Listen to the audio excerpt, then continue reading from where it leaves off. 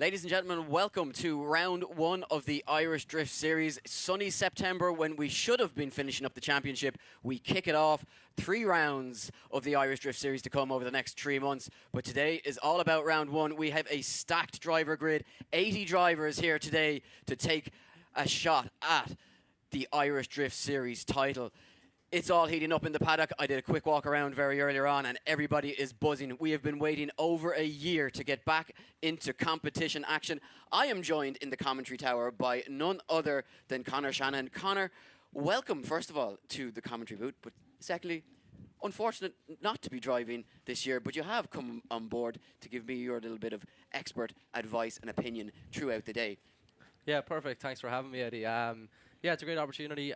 Thanks for letting me join you. Something new to me. I'm sure, hopefully, I pick it up fast enough and learn the ropes. And I'm sure I have a good teacher alongside me with much experience. So, yeah, I'm looking forward to getting things kicked off. Obviously, we'd love to be out on track, but, you know, if we can't be on track, we may as well be in the judging tower and be some part of it. And I'm glad to be a part of the Irish Drift Series. And I'm looking forward to it. And I think firstly, before we start, I think on behalf of me and all the Irish drifting community, we need to say thank to you for stepping up and taking on the Irish Drift Series in a very difficult time. And I wish you all the best with the championship, and I'm sure everybody else does as well. Well, thank you very much. It's certainly been a struggle, but with a fantastic team, we have managed to get here. Fantastic spirit in the pits, and we have some of the best in the business here to help us out along the way. We've got an exciting new lineup of judges as well to announce for the season. Coming in is your brother, of course, Jack Shanahan. He's joined by Mike Fitzgerald, the former pro driver in Ireland, and it's headed up by Kieran Hines, the head judge, the man with the plan, the man who has been behind some of the most exciting tracks that we've ever had in this country, and he has been, I suppose, the credit to, or awarded with the prestige of bringing along the talent of the drivers that we've had come through the ranks. Big news in terms of drivers this weekend is James Dean joining the grid, but we will come to that in just a moment. I want to go quickly over to Kieran Hines because he's going to talk us through the brand new track layout, never been used before in competition, that we have for round one here at the Irish Drift Series. Yeah, hi lads. Welcome back. Things are all good here anyway. I'm getting ready to kick off. Okay, if we're looking at the layout here, it's surprisingly technical actually. But what we're looking for initiation, first of all, before the initiate is the initiation is open, clutch kick or weight transfer, and clutch kick or weight transfer will score higher.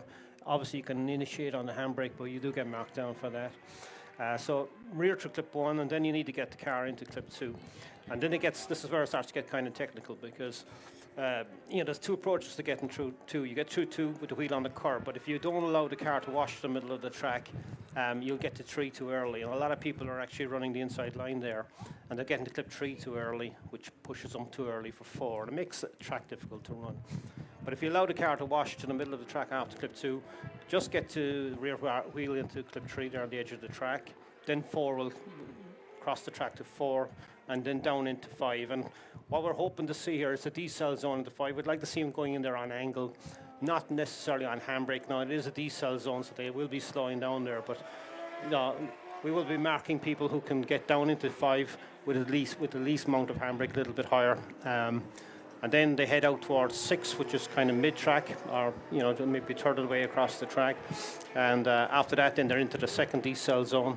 And again, we'd like to see cars throwing it in there on big angle to scrub the speed. And then they just get back on throttle and through clip 8 and over the finish line. So there you have it from Kieran Hines. That is what they are looking for on the first run. We move on to give you guys a rundown of what is required in qualifying. Well, here's the criteria on the screen. As you can see, each driver will complete 2 non-consecutive scored runs. The highest score after both runs will count as the driver's full score. Each run is scored out of a maximum of 100 points by our 3 judges, and the average score from all 3 judges will count as the driver's run score. Drivers will be deducted points for momentary loss of drift, understeer, incorrect line, dropping 1 to 3 wheels off the designated circuit, or significant contact. Drivers will be rewarded for extreme entry, increased speed, fluidity, snappy transition, correct judging line, precision, and proximity to the clipping zones. The drivers will score a 0 for complete loss of drift, spinning out, dropping 4 wheels, extreme understeer, or driving a section of the course. Now, to give you guys an idea at home of what the run will look like, we have a virtual representation. And Conor, You have a lot of experience driving online at home, practicing, and we get an opportunity now to see a virtual run of the circuit.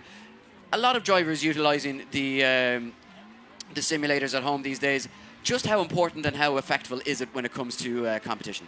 Yeah, definitely. I believe massively on the simulation stuff, playing it since I started drifting really even before I got into a real car. So definitely I find it beneficial, and I'm sure a lot of other drivers do as well. And I think right now there's a lot of drivers playing the virtual world, and it's a massive advantage, you know, watching this track map. If you can drive this maybe 1,000 times before you come to the real track, you're going to have an advantage before you get here. So yeah, I think the guys who are on the sim maybe have a little bit of an advantage being the new track and stuff, not much experience on it, but I'm sure the other guys won't be long catching up as well.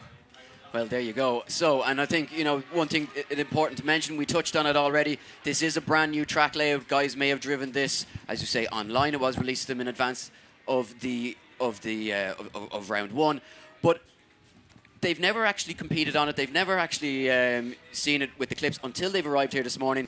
So it's almost a level playing field. Couple that in with the fact that all of our drivers are now using road tyres on the rear of their car. They must be road legal tyres, road pattern tyres that they're using. How big a difference is that going to make? Obviously, the likes of James Dean, Dwayne McKeever, yourself, and Jack, you would gain a huge advantage, obviously, in normal competition being on semi-slicks. How much of a difference is it, though, switching back now to a road pattern tyre? Yeah, definitely. A massive level of pro competition now is all about being on a good tyre, and I think, you know, it's a very good point coming back to a road tyre. It's really interesting. I'm excited to see, you know, what it's going to be like. I'm definitely looking forward to seeing what way, you know, the likes of James and a lot of the pro guys, you know, such as Tomas Falvey, Alan Loughlin, I've watched some of their practice runs. You can see their cars are washing a lot, and it takes a lot to get used to road tyres. Personally, I drove on this track on road tyres on my 180 when I was driving the amateur series in Ireland, and yeah, let's just say it didn't go to plan. I never could get to grips with it. So it's definitely a game changer, but it's a very good thing that they're all in the level playing field. You know, a guy with a BMW, maybe M3, can go out, battle James in his RX-7, and they could be both on the level playing field even before they take off the starting line. So it's a really good point, I think. Another interesting factor that I think we have this weekend is that, and it's something that's quite close to home with you, still a young driver, even though you've been on the grid for a number of years, we almost look at you as a veteran, but a lot of guys coming through the ranks. We have two 15-year-olds coming through the ranks in particular. Jack Mahoney from up in Northern Ireland, he's going to be very excited to come here. He's a little bit of an unknown driver to the outside world, but to the guys that know him, he's been tipped as one of the future stars in Ireland. We also have Max Cotton coming over from the BDC. He's 2 for 2 in the Pro 2 competition over there. Narrowly beaten by Dwayne McKeever going into the final 4 in the Pro competition. He's got a massive chance this weekend, surely. Yeah, definitely. Watching his practice, he seems to be on it again this weekend. You know, I've watched some of his stuff. He's a very clever kid. He seems to be consistent. You know, a big thing I think when you're that age is, you know, for me, is not letting get yourself caught up on the nerves, and he seems to be doing quite a good job of it. He's driving really well. You know, the car seems to be working perfect, and he has that experience now. You know, 2 wins, which is incredible, in, you know, such a high-level championship in England. To come here, he is on a confidence boost going in here, and of course, a young driver coming out from the north. You know, I've learned the hard way. They're always good. You know, they're never bad drivers. So, you know, that's going to be really interesting. But I think, you know, it's a really good opportunity for them to get out on track, especially for Max. You know, he's doing a great job, and to get out on track now with the likes of James and a lot of other guys here. Kevin Quinn, Drift Masters driver. It's a really interesting time, and I'm excited. I really am excited to see what way the young guys get on this weekend. And having grown up as obviously a neighbour of James, but James would have been your idol, and you know, the opportunity that a lot of these drivers are faced with this weekend is something is essentially once in a lifetime, and that they're going to be competing in a competition that James Dean is part of, and they don't have to travel to Formula Drift or to Drift Masters in order to do so. As a young driver, though, will that impact how the nerves, obviously they're going to be nervous naturally coming into competition, but will that add to the tension for them, having someone with James's calibre on the grid? Yeah, definitely. I think you know, James obviously is an incredible driver, so you know that you push incredibly hard. I think a big thing is I grew up watching a lot of driving before I got into the seat myself, and watching Jack battle James and a lot of other drivers. A big thing is not to panic, you know, because he's such a talented driver. You kind of pull up to the line and you panic a bit, but I think it's important to stay calm and use it as an advantage, because if you lose to him, it's not going to be a big deal. So it's exciting times for sure. Well, here we go. It looks like we are all set and ready to go with qualifying, and our first driver out will be none other than the man whose shoes I'm essentially replacing. Dave Egan sits on the line, the Drift Games YouTuber, DMEC commentator, Drift event organizer. He hasn't competed, Connor, in 6 years in Ireland, but he has had a lot of testing time, because you got to remember his offices are in Mondello Park, And him and Josh Holdsworth are out practicing this layout all the time. What can Dave Egan do here as he leaves the line? 450 brake horsepower underneath the bonnet, SR20. You got to remember, not so long ago, back in, he's DB'd the tyre. So, not a good start for Dave Egan. Anti-climax for the first run for Dave Egan, not what he would have been wanting. We've talked in the commentary tower so much in the past, but it's great to have your insight now. Not getting it done on the first run, Connor, just how much pressure does that add to a driver now as he goes back to the pits? It's a very nerve-wracking thing, especially when there's a high level of class of drivers here. So he's going to be panicking a lot for a second run to get it done. So hopefully he can get the job done the second run, but we move on. Yes, we move on to a car that you're quite familiar with, having driven it before. It is that of Niall Murray. Niall Murray's motor racing CV is more impressive than any other driver. Maybe not James Dean, but any other driver on our grid. He has a wealth of experience across multiple disciplines. He's now turned his attention to drifting in the Murray Motorsport PS SR 2.2 underneath the bonnet of this car, 611 brake horsepower, and that's without nitrous oxide, because he does have that shot of NOS if he wants to use it. Now this car, you might remember, competed in the Drift Games Extreme Championship at the end of last year, the same weekend last year at Japfest, and that car took heavy damage and impact into the wall. But Niall and the team have put, a really nice run, put a lot of work in getting that car back together in the off season, and we await our first score of the afternoon. So the judges trialing a new system here as well of score input. We're going to get the average score comes through, and the score from our three judges is a 74.7 from Niall Murray. So not a bad start very to the afternoon there from him. Niall, which is really good. So the first of his two runs, we now turn our attention back to the start line where Kevin Kindrigan awaits. He has this car since 2006, 2JZ underneath the bonnet, 520 brake horsepower, hasn't competed since 2017.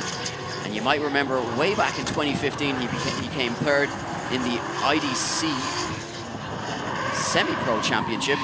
And a sketchy start for him. Again, a long time without seat time. Just how important, Connor, is regular seat time? We see drivers like yourself, James, Jack, Dwayne as well, always doing their bit to try and compete as often as possible. Just how important is that? Yeah, especially when it comes to events. You can do as many practice days as you want, but when it comes to an event, it's a completely different ball game. So it's important to try and get out in as many events as you can. And you can see there Kevin just making a small error, which cost him. I think it's going to hurt his score massively. So not a great start for Kevin Kindrigan, but hopefully he can put it together in the second run, Eddie. Yeah, so a score does drop in from the judges, a score of 27. I think important to note that very limited test time for these guys, obviously, with everything that's been going on with COVID. They've had a lot of time to prepare the cars, but not a whole lot of time to test them.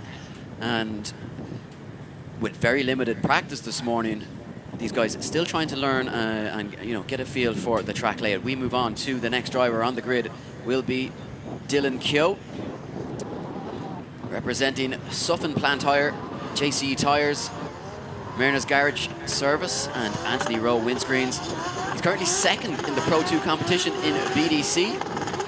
Yeah, I seen this guy drive last weekend at BDC, and seems to be going very well, so I'm excited to see him drive this weekend. A very nice run here so far. You can see very aggressive, filling everything. Yeah, looks to be doing a very good job. Looks very comfortable, settled with the track quite quickly this morning in practice. We were watching on, and I mean, this looks like very good run. Yeah, I think this, I know we're only a few runs in, but I think this could be going top. And I think people have talked about, one of the messages that was coming through the pits this morning was how much pressure the drivers felt they were under going into qualifying. They know that there's a high level of talent on the grid, and if last season's standards were anything to go by, I think we could be looking at minimum 80s to get into a top 32. His score does drop in, just misses out on a score of 80, does Dylan Keogh. A 79.7 though, enough to put him into first position temporarily. Yeah, very good start here for Dylan. Nice to get that first run out of the way, give him a good confidence boost going into the second run, which is important. And yeah, seems to be a very good driver, and I'm excited to see the rest of the grid. It's already shaping up that it's a lot of good drivers on the grid, so I'm looking forward to see as we move on to more drivers now. Yes, and another one of those good drivers is Martin Green. So Martin Green, a man who's put down a lot of practice time here at Mondello Park over the last few weeks. 1JZ underneath the bonnet, 450 brake horsepower, and Martin makes his way out on circuit. What can he do on his first run of qualifying? Again, a nice line early on, Connor. Yeah, 100%. Really good, nice, strong line there through the first part. Oh, he gets it wrong. Way off track, unfortunately. Yeah, I was looking, entry was a bit tentative, but the line was there definitely, and was on for a good run, but unfortunately just got it wrong, over push going into that second or the third transition there. Yeah, and it might be difficult to actually see, or hard to gauge just how fast they're going from clip 4 to clip 5. It is quite a big deceleration zone. Yeah, absolutely. So just to confirm score in from the judges, and that will be a 0 for Martin Green. We move it on to a man who was a last-minute addition to our grid. It is none other than Kieran Casey in the Fleet ID VIP Motorsport. SR20 underneath the bonnet, 400 brake horsepower. This is an old car that he used. He sold it to a friend, and the friend has allowed him to borrow it for competition, Connor, while his own car is undergoing a complete overhaul ahead of the 2021 season. Yeah, and Kieran is a very experienced driver when it comes to pro-level competing, driving that Tomas Kiley old car, which is an unbelievable car, one of the best drift cars in Ireland, right up there. And yeah, you can see he's been doing a good job here. Good to see him back out in the trusty old SR. I think it suits this competition very well. So I'm excited to see how he gets on this weekend. yeah, had no plans to compete this year, and then the buzz came back. It just came back, and he messaged me and he said, "Any chance?" And I said, "You know what? You're just in luck here." And look at this, lights up the scoreboard with an 81.7. So straight from the off, these guys are putting in big scores. And another guy that we expect to put in a big score sits on the start line right now. It is Cathal McLaughlin, the dairy man representing EMD Boiler Services, Bridge Van Dismantlers, IDS Car Sales, Bubbles Body Repair, and his SR 2.2, forged by Bradley, 400 brake horsepower. And again, a little bit of a shallow line there. All bit, through clip 2 and 3. And can he finish this one in style? Again, just struggling a little bit with the line early on as Kyle, just to get out to that wider line that the judges are looking for. But yeah, Cal getting all the clip points there, but a lot of, I think, stop up and goes, a lot of using the handbrake and stuff. But yeah, he seems to enjoy it. Hand out the window over the finish line, so that's what it's all about. He must be happy. Back so. drifting, and exactly, all about a man that's delighted to even be here now, sits on the start line. But we await the score from Cathal McLaughlin, and judges liking it. Again, it's getting tied up around the top. A 79.3 for Cathal McLaughlin as Ben Galbraith sits on the start line. So not the ideal start to the day for him. The van broke down on the way to the event this morning. He missed out on some practice as a result, but he got a few runs in, so we're not too sure how much Ben has had a chance to get familiar with the car. And with the steer to the first corner, unfortunately. Yeah, it does not seem to be working for Ben at all here. And which is quite disappointing. I think the car is breaking down, and as you said, he's put a lot of work into this car over the off-season to try and get it handling right, and he felt a few months ago as if he finally had it right where it wanted it, but so often, Connor, that happens and you arrive to the track. And 100%. Those days are not the nicest days, but you're going to have them no matter where you're competing in the world. So yeah, not the best start for Ben, but hopefully he can get the problem sorted for the second run and make his day a bit better. But now we move on to Darryl Barnett. Darryl Barnett sits on the line driver again. with years of experience of competing. Experience, and probably one of the most underestimated drivers on the grid, Connor. This guy has, he's got championships to his name in the past, and we just don't see him compete full championships very often. But when he does, you can never count him out. And straight from the off, Darryl Barnett is looking comfortable out on circuit once again. You can just see filling up those outer zones quite nicely on a really tight and tidy line so far. Yeah, definitely. Darryl is a guy who was I grew up watching when he was competing with Jack, a very successful driver in the Pro-Am level of competing in Ireland and in the Pro level, and it's good to see him back out in the grid, and not a bad job here from Darryl Barnett. Nice tidy run, consistent for the first run, which is good, and hopefully go a bit harder for the second run, but a very good run there for Darryl Barnett. Yeah, moving to the 1J or to a 1JZ power plant. From the M3 engine, what it normally uses. Which could, I suppose, make a little bit more consistency for him in the performance of the vehicle. Judges scores 70. Yeah, 79.7, and Darryl Barnett again, and not a lot of drivers breaking into the 80s. Kieran Casey, the sole driver in there at the moment, but a lot of drivers pack it up in the 70s, and they're just the first runs. We go back to the start line where Stephen Moore awaits his first run at a qualifying for round 1 of the Irish Drift Series.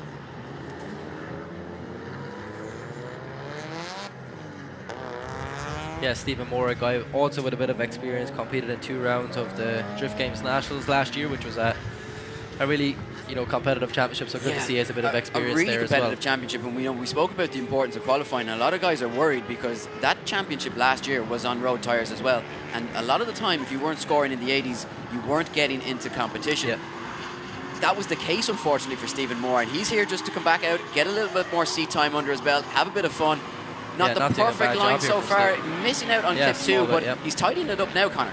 Yeah, big time. Got back online. Not the best first half, but he's getting there. Seems to be making it work. And I think as well, very important to remember, a lot of nerves, a lot of time spent sitting on the line, waiting for that run as the anticipation builds, and it's only when they get a first corner or two under their belt that some of these guys, especially the more inexperienced drivers, will finally just kind of start to settle down and relax. So will a score come in for Stephen Moore? It certainly does. A score of 53.7. Yeah, maybe not that he's going to be excitingly happy with that score, but a good start for Stephen Moore. Obviously the first run of qualifying is a nerve-wracking one, so it's good to get that over and we move on. Yes, Kevin Kilgariff now leads the line, and a man who has, again, shown moments of brilliance in the past, but is just finding that consistency and that performance from the car.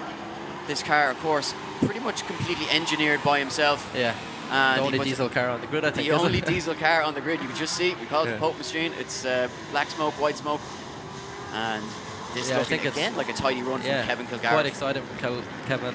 Pushed a bit hard, I think, through the first corner, which caught him out, and a mistake there over the finish line. It's going to hurt his score massively. But yeah, some strong driving in that run there, so hopefully he can pull it together and tidy it up and put a whole run together for the second run. But yeah, not a bad job from Kevin, just a lot of mistakes going on there, so hopefully he can get them ironed out for the second run. Exactly, you got to tidy it up. Still a reasonably decent score coming in here, Connor, as well, at 72.7. So there was some errors, but there was still a lot of good driving in there as we go back to the line to one of my favourite cars on the Same grid. with me, I think. People used to always say they didn't like R33 Skylines and was maybe the ugliest of the Skylines. You know what? Adam Kelly has just said, you know what? I'm going to bring out the coolest looking Skyline on the grid. And then obviously we got Dan Moorhead in an equally cool one, but that's later in the show. So Adam Kelly, what can he do? And again, a man who competed in the Drift Games National Series last year now. Yeah, I think something happened on the run up there from Adam. It's like he missed a gear, or it's like the car is down a power or something. So yeah, not the nicest of entries, but he's staying online, so hopefully he can get a score in, and if there is a problem, iron out the problem for the second run. And gets it wrong. It's a spin from Adam in the last corner. Very unfortunate. Yeah, I think there was something wrong through that run with there. The car, but now won't get that score on the board. Yeah, unfortunately. And Adam is a very talented driver, what I've seen drive quite a lot. And Adam and his dad, one of the nicest family you can meet in the drifting community, and putting a lot of work into that car. So hopefully he can get the problem sorted and get back out for the second run. Well, moving from Adam Kelly, we now turn our attentions to a man that's more comfortable behind the camera than he might be behind the wheel of a car. But the sun is out for Josh Holsworth. It's top down, MX5 time. Here we go. Lots of problems with this car with the flywheel yesterday. They had the car down in Curran Motorsport. They seem to have got it all where it needs to be, but what can Josh Holsworth do? He has driven this layout numerous times, but it's totally different in competition and looks to be hooking it up quite nicely early on, Connor. Yeah, and his coffer, small bit of power there coming out of that corner, but he makes it work. A very nice run here from Josh so far, and a driver what I was really excited to see about this weekend, and I'm looking forward to seeing him. That's a very good run there from Josh for his first run. Yeah, really exciting driver to watch as well. This is his first ever competitive run, and to pull a run like that after all the panic and problems he's had in the lead up, a really impressive run. And you know what? I've been in the passenger seat when Josh Holsworth is driving I have around this too, track. so I've experienced that as well. And he is an interesting and wild driver. So as the score pops in, he was very nervous about qualifying. Well, a 78 will settle those nerves. Josh Holsworth. Yes, a very strong run from Josh there, sitting in the mix early on. Now we move it on to another late entry into the competition, Conor Rafferty. Yeah, brother of Blaine Rafferty, and you know what, arrived this morning, realised he'd forgotten to bring his door cards with him, and just smiles on the face. It's just excited to be involved, delighted to have the opportunity to come out and compete alongside his brother Blaine, who we'll see in his brand new 180 later on this morning.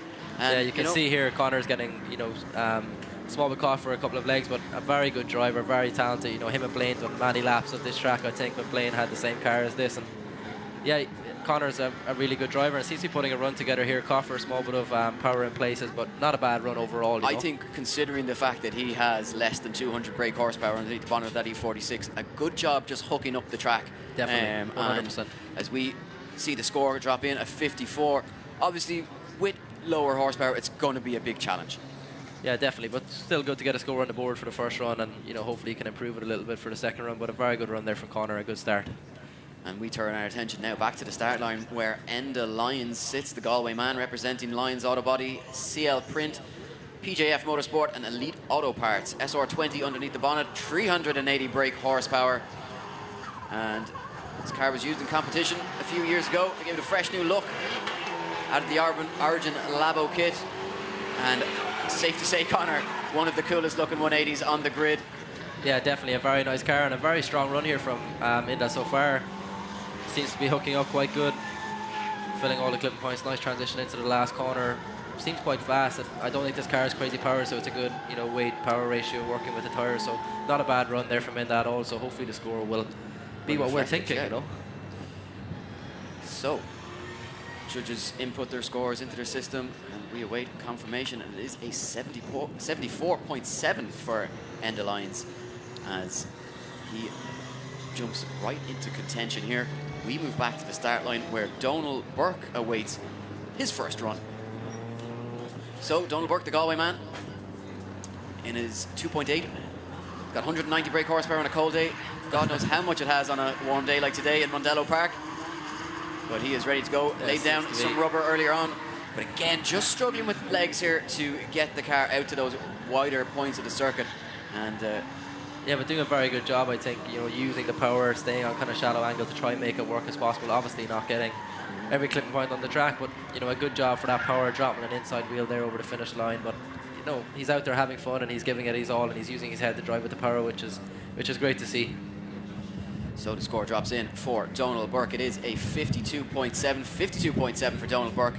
Leaves him down the order and with a bit of work you feel to do on his second run. Can he make something work? Well, we look back to the start line now where Charlie Geary will be hoping that everything works, because this car has caused him nothing but heartache up until this point, running a Ford Barra 4-litre turbo engine, 400 brake horsepower. It was on the dynos yesterday to try and get it here today, and all seems to be good, but with very limited track time this morning for Charlie Geary. Can the Cork man get it together? We know he has the talent to do it when everything's working right. Just about working around some problems with the car, maybe a little bit too hot coming into clip 5, but Charlie Geary, with all that experience under his belt, making it work here. And Connor, if I'm not mistaken, looking like a reasonably tidy run. Yeah, Charlie done a very good job there, making a mistake on the transition on the fast part there, got stuck in a bit of angle, but not a bad job for Charlie. It's great to see him back out, and a score of 65, not a bad start from Charlie Geary. Hopefully he can, tidy up that little mistake. It's good to see the car is working. I'm sure he's going to be happy that he put a score on the board with the year he's had so far. Now, leaving the line is the Kildare man, Justin Murphy, representing the tyre box. Murphy's Barr, Blessington, Klein Motor Factors and Autochem.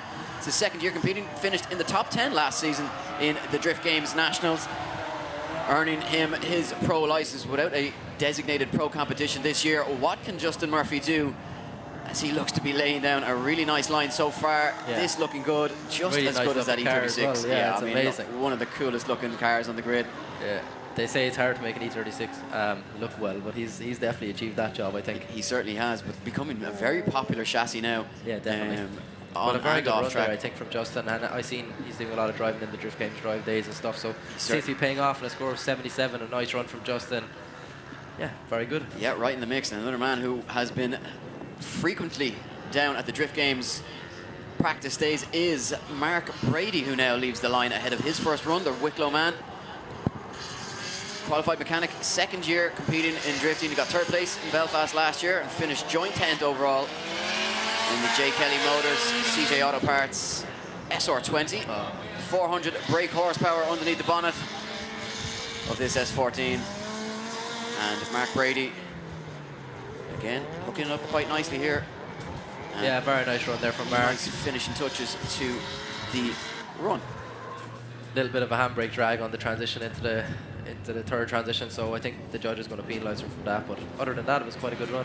Score of 63. Yeah, score of 63 drops in for Mark Brady, so again, a nice nerve settler there for him as we move it on to Michael Cleary now, who sits on the line awaiting his first run, all the way from Mount Mellick in County Laois, representing the tyre box, DRT Automotive, Patterson Motorsport Electrics, Port Ireland Auto Parts, Welding Solutions Ireland and Sticky Business.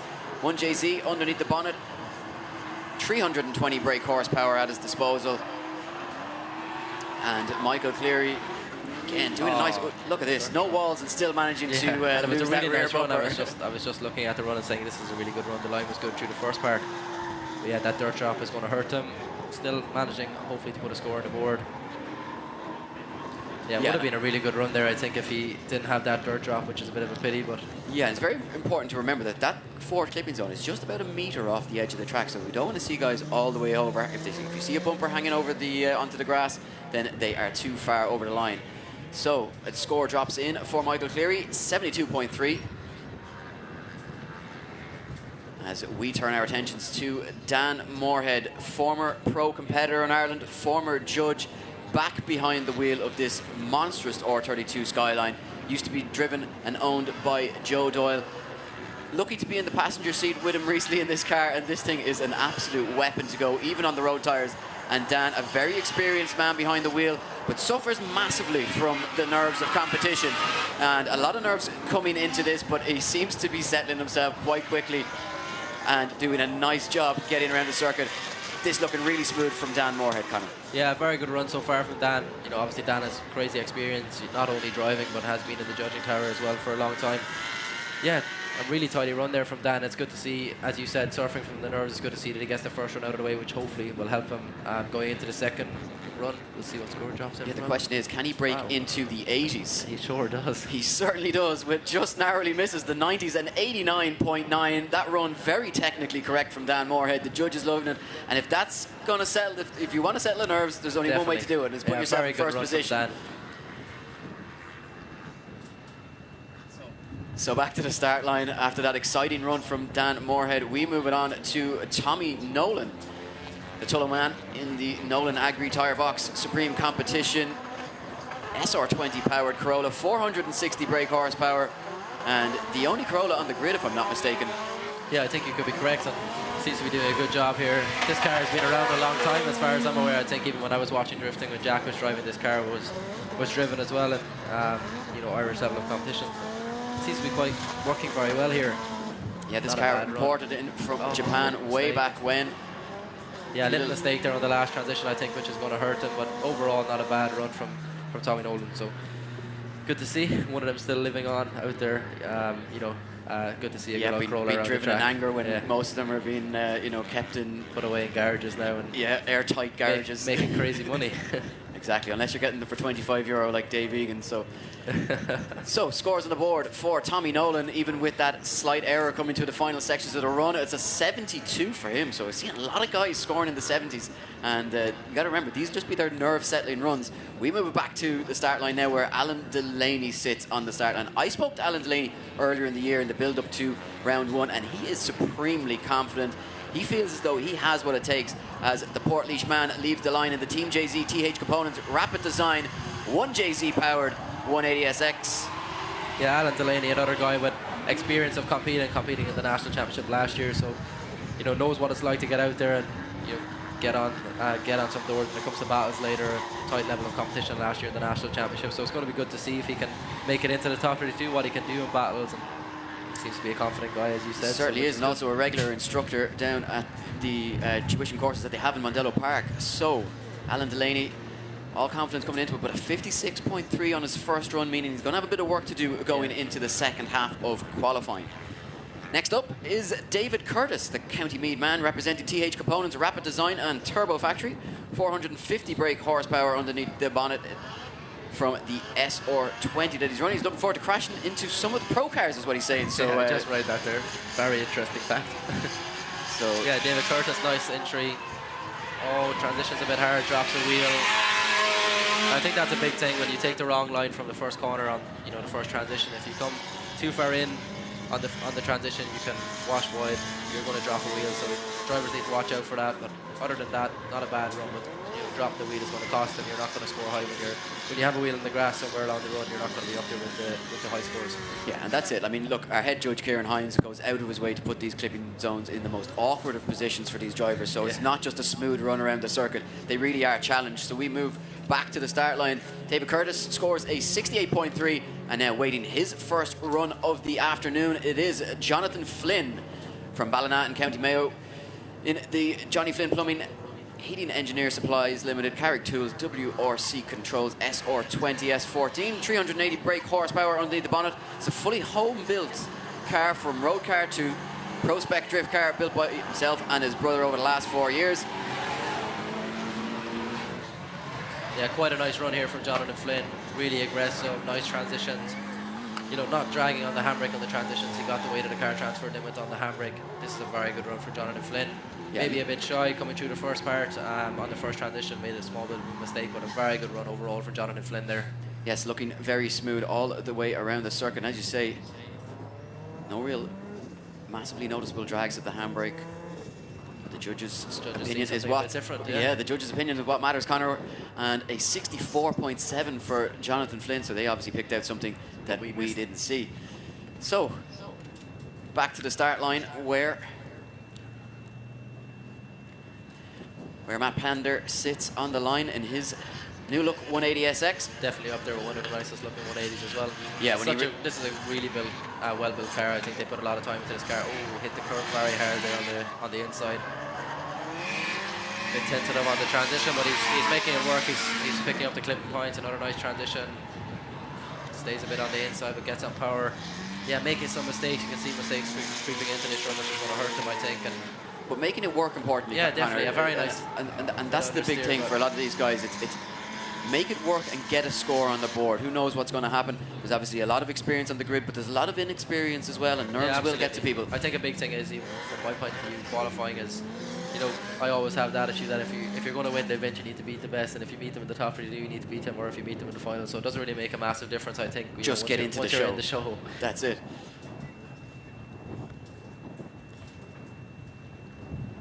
Oh, judges still deliberating over that run. Yeah, having a bit of a chat over this one.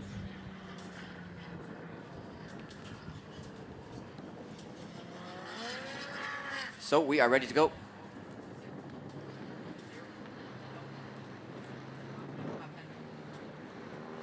Sorry, just some technical difficulties here. Just a score just popped into the wrong box. So it is a 61.5 for Matt Pender. Apologies for the confusion there. Matt Pender scoring a 61.5. So we just hold for one moment just while we wait for that to be rectified, so to make sure that the scores are all in the correct place. And as we see our next driver on the grid, one of the nicest guys, I think it's fair to say, Conor, on the grid. Always smiling, always laughing. You'll never hear a bad word from the mouth of Tomas Falvey. And you know what? Behind the wheel, a very, very capable driver. This car is incredibly well spec'd. And when he hooks it up properly, he is good enough to compete with the best of them. He's ready to go off the line. Tomas Falvey from Douglas in County Cork, representing Mobil 1. Burke's Lubricants, Corbo Seats, UK Westlake Tyres, Moose Design and Specialised Welding. RB25, 650 brake horsepower at his disposal. And Tomas Falvey is coming really forward hooking here it this up weekend. here. Very good run from Tomas Falvey so far. Oh, and just sent it a bit too hard, and that's going to hurt him massively. And I think a big thing about Tomas is, you know, he's such a talented driver, has a lot of experience, a really good car, but I think holding the head is a big thing for Tomas, and sometimes he gets a little bit carried away, you know, and I think if he could just come back maybe, 5% or 10%, sometimes he will, put a really good score on the board, but I'm sure he's capable of doing it on the second run, but it's not going to work out for him on the first run this time. Yeah, the family will all be at home cheering him on, not able to join him here this weekend, and unfortunately it is a 41.3 for Tomas Falvey, so a lot of work to do on the second half of the run. Now, things are about to hot up, because one thing is for sure is when Neil Dunn leaves the start line, you can always expect a show. Exactly, because if it's not a bomber of a run, it's a gravel pit or a wall, and with no walls, Neil Dunn will be coming for it, but just kicks up a little bit of dirt on entry there and gets it all wrong. It just affected him massively, turned off the weight of the car, and he's struggling now. He's going to. And we talk about margins, Conor, and it is fine margins. It was a fine margin with Tomas Falvey, and it's an even finer margin with Neil Dunn, and he gets it wrong on entry. And some of these guys that are experienced are now just going to be going back to the pits with their head in their hands, thinking, I've got it all to do on the second run if I'm going to have a chance of getting into this top 32 today. Yeah, definitely being out of the car for so long as well doesn't help. You know, when you're coming back onto track and being out of the car for a while, coming to the first run for qualifying, it's like being, it's like you're not after an event for maybe a year or two, even it might only be 6 or 3 months, but it's quite a nerve-wracking thing to get that one run over and get back into competition. So his score drops in at 44 on the board for Neil Dunn. Work to do on the second half of qualifying. Shane O'Farrell now on the start line ready to go. The South Superior man in his RB25 powered S14, 505 brake horsepower. Connor, plenty for this track. Oh, big time, especially, you know, coming back to the road tires. You know, this is kind of, again, not a bad balance for the road tires as well.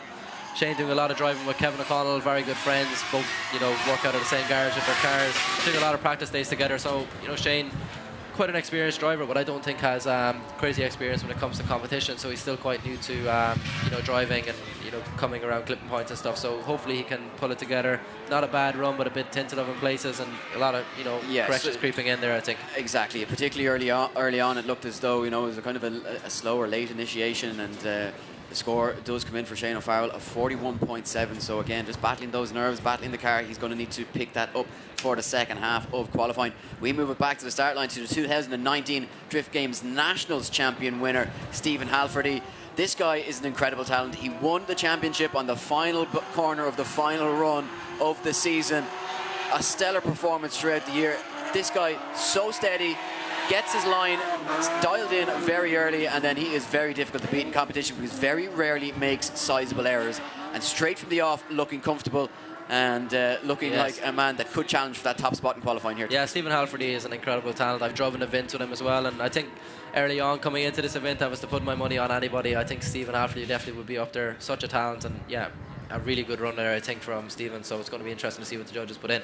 But he does drop in a big score, and Stephen Halferty goes into second position with an 88.3. So second position for Stephen Halferty, and you know what, that good form from last year pulling through into 2020. As we go back to the start lines now, where Ryan Sheridan leaves the line ready for his first run in the Navan Memorials DW Fabrications TH Components SR20 powered 180SX, 430 brake horsepower under the bonnet, and looking good so far. Really nice graphic scheme on this car, Connor. Yeah, very nice 180 here from Ryan. I think it's, you know, the run again, a little bit of nerves creeping in there, a lot of corrections. Oh, and it's a spin. Oh, kind of a spin from Ryan. So, yeah, I think that's going to be more or less a 0, I think, from that correction there. So. Yeah, worth noting that it's quite a long circuit as well, quite a long track for a drift competition as well. So, like, yeah, you know, a lot of driving in it for these guys, a lot of time to keep the concentration up. And I think another thing we're noticing as well, when you're talking about the high scores from last season, it's very hard on a track like this when there's so many places that you can make a mistake for the scores to be unbelievable early on. So, yeah, I think that's why a reason why the scores could be down a bit. So back to the start line where Blaine Rafferty sits, and a big challenge for Blaine now as he jumps into a brand new chassis for the 2020 season. Obviously very comfortable in the BMW chassis, moving over to a 180, trying to get used to a turbo powered car. A lot of different things to kind of contend with. A new track layout, but he seems to be managing it very well so far. The County Down man in the BR Plumbing and Heating Radon Systems Limited ED Tyres, Firebird Heating Solutions, and Mornstone Masons 180SX. Yeah, Blaine is another guy, you know, has a lot of driving done, quite an experienced driver when it comes to the BMWs and stuff, and that was a very, very good run there. He made a small correction which cost him, I think, on the middle transition on the fast part when he dropped the wheel, put him a bit offline on the other transition. I was just thinking coming through the first part, that run was well up there with, you know, with Dan's run and with Stephen's run, so it's exciting to see that he has potential and come back, and also another guy, one of the nicest guys you could meet on the grid. So yeah, well, when you look at this, a score of 70 comes in, so not a bad way to start your competitive career in that 180SX. As we go to Christy Gerrard now, who'll be looking to equal that or better it in the EJK Racing JT Structural and Civil Engineering Hard Race Ireland RB20 powered or 32 Skyline. Yeah, a little weight transfer coming on power there. Nice line through the first corner, staying in tight. Really snappy transition. This is a really good run here from Christy so far. Nice transition. Can he get right out to the outside clip again, wrap it around? Yeah, not a bad job from Christy here. Yeah, just slows that car really nicely into clip 5, Connor, and this is really shaping up to be. Can he manage it through the final sections? I mean, if you're talking about top spot contenders, Christy Gerrard has put himself in the game here. Yeah, that's a very, very good run there from Christy, I think, and unless there's something what we didn't see, but yeah, in my opinion, that's definitely up there. Look, if that's not breaking into the 80s, I think we're going to fire our judges, and the score drops in. Christy Gerrard goes into third position with an 87.7. What about that? Without being disrespectful, not expecting to see Christy Gerrard put in a 100%. Run like that. A really consistent run, no massive mistakes there, which is good. And yeah, he just kept it flowing nicely through the whole run. It just goes to show the level of talent we have on the grid. Big And time. we talk about talent, Connor. We talk about young guns coming through the ranks. Keep your eyes on Max Cotton right now. This guy is hot property in the UK at the moment. He's coming over to Ireland.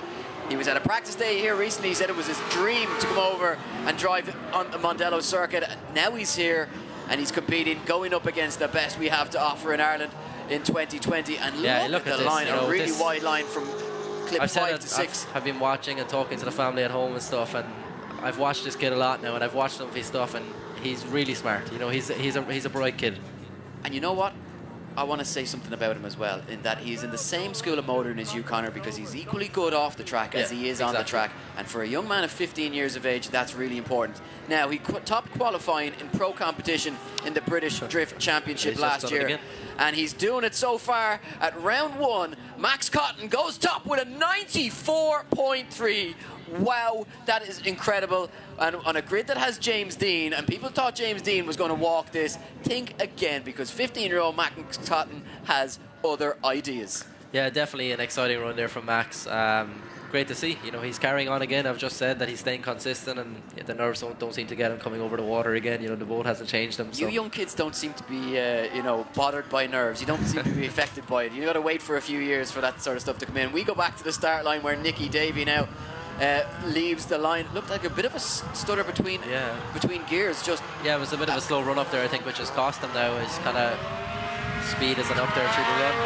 Yeah, quite a long run in that these guys have to build up a little bit of speed. Then you do lose a little bit of momentum as you come through the S's section of the circuit, and then it really builds back up towards the final sections. But it looks as though Nicky Davey correcting this and finding something to pull it out of the bag and get himself over the line. Staying Not on bad. line from Nicky, but a lot of corrections there with the handbrake and stuff through the run, so I can't see it being you know, a crazy high score. But yeah, I think it'll be in the 70s again.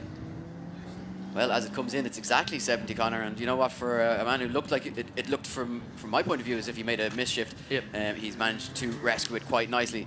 Now, a man with a bit of pressure on his head. It is Kevin O'Connell returning to competitive drift action after a number of years out of the car. He sold the car, went to Australia, came back, he started judging. He's now the head judge of the Drift Masters European Championship. The car came back up for sale. He decided he was going to buy it, and now he is back on the grid.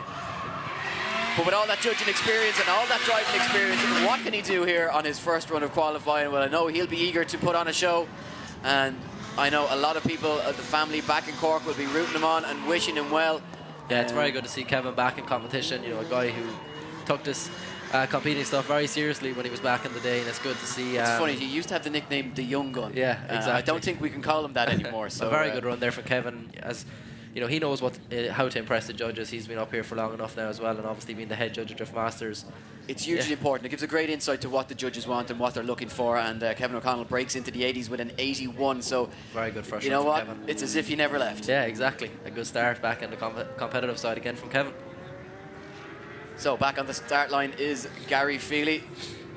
This car looking incredible. It's an R34 fronted R32 Skyline, and this thing was driven in anger at one of the most recent practice days. A beautifully presented car, but if you look up close, it's full of damage marks from where he's just driven it at every tyre bale that he could find in Mondello Park the last time he was out.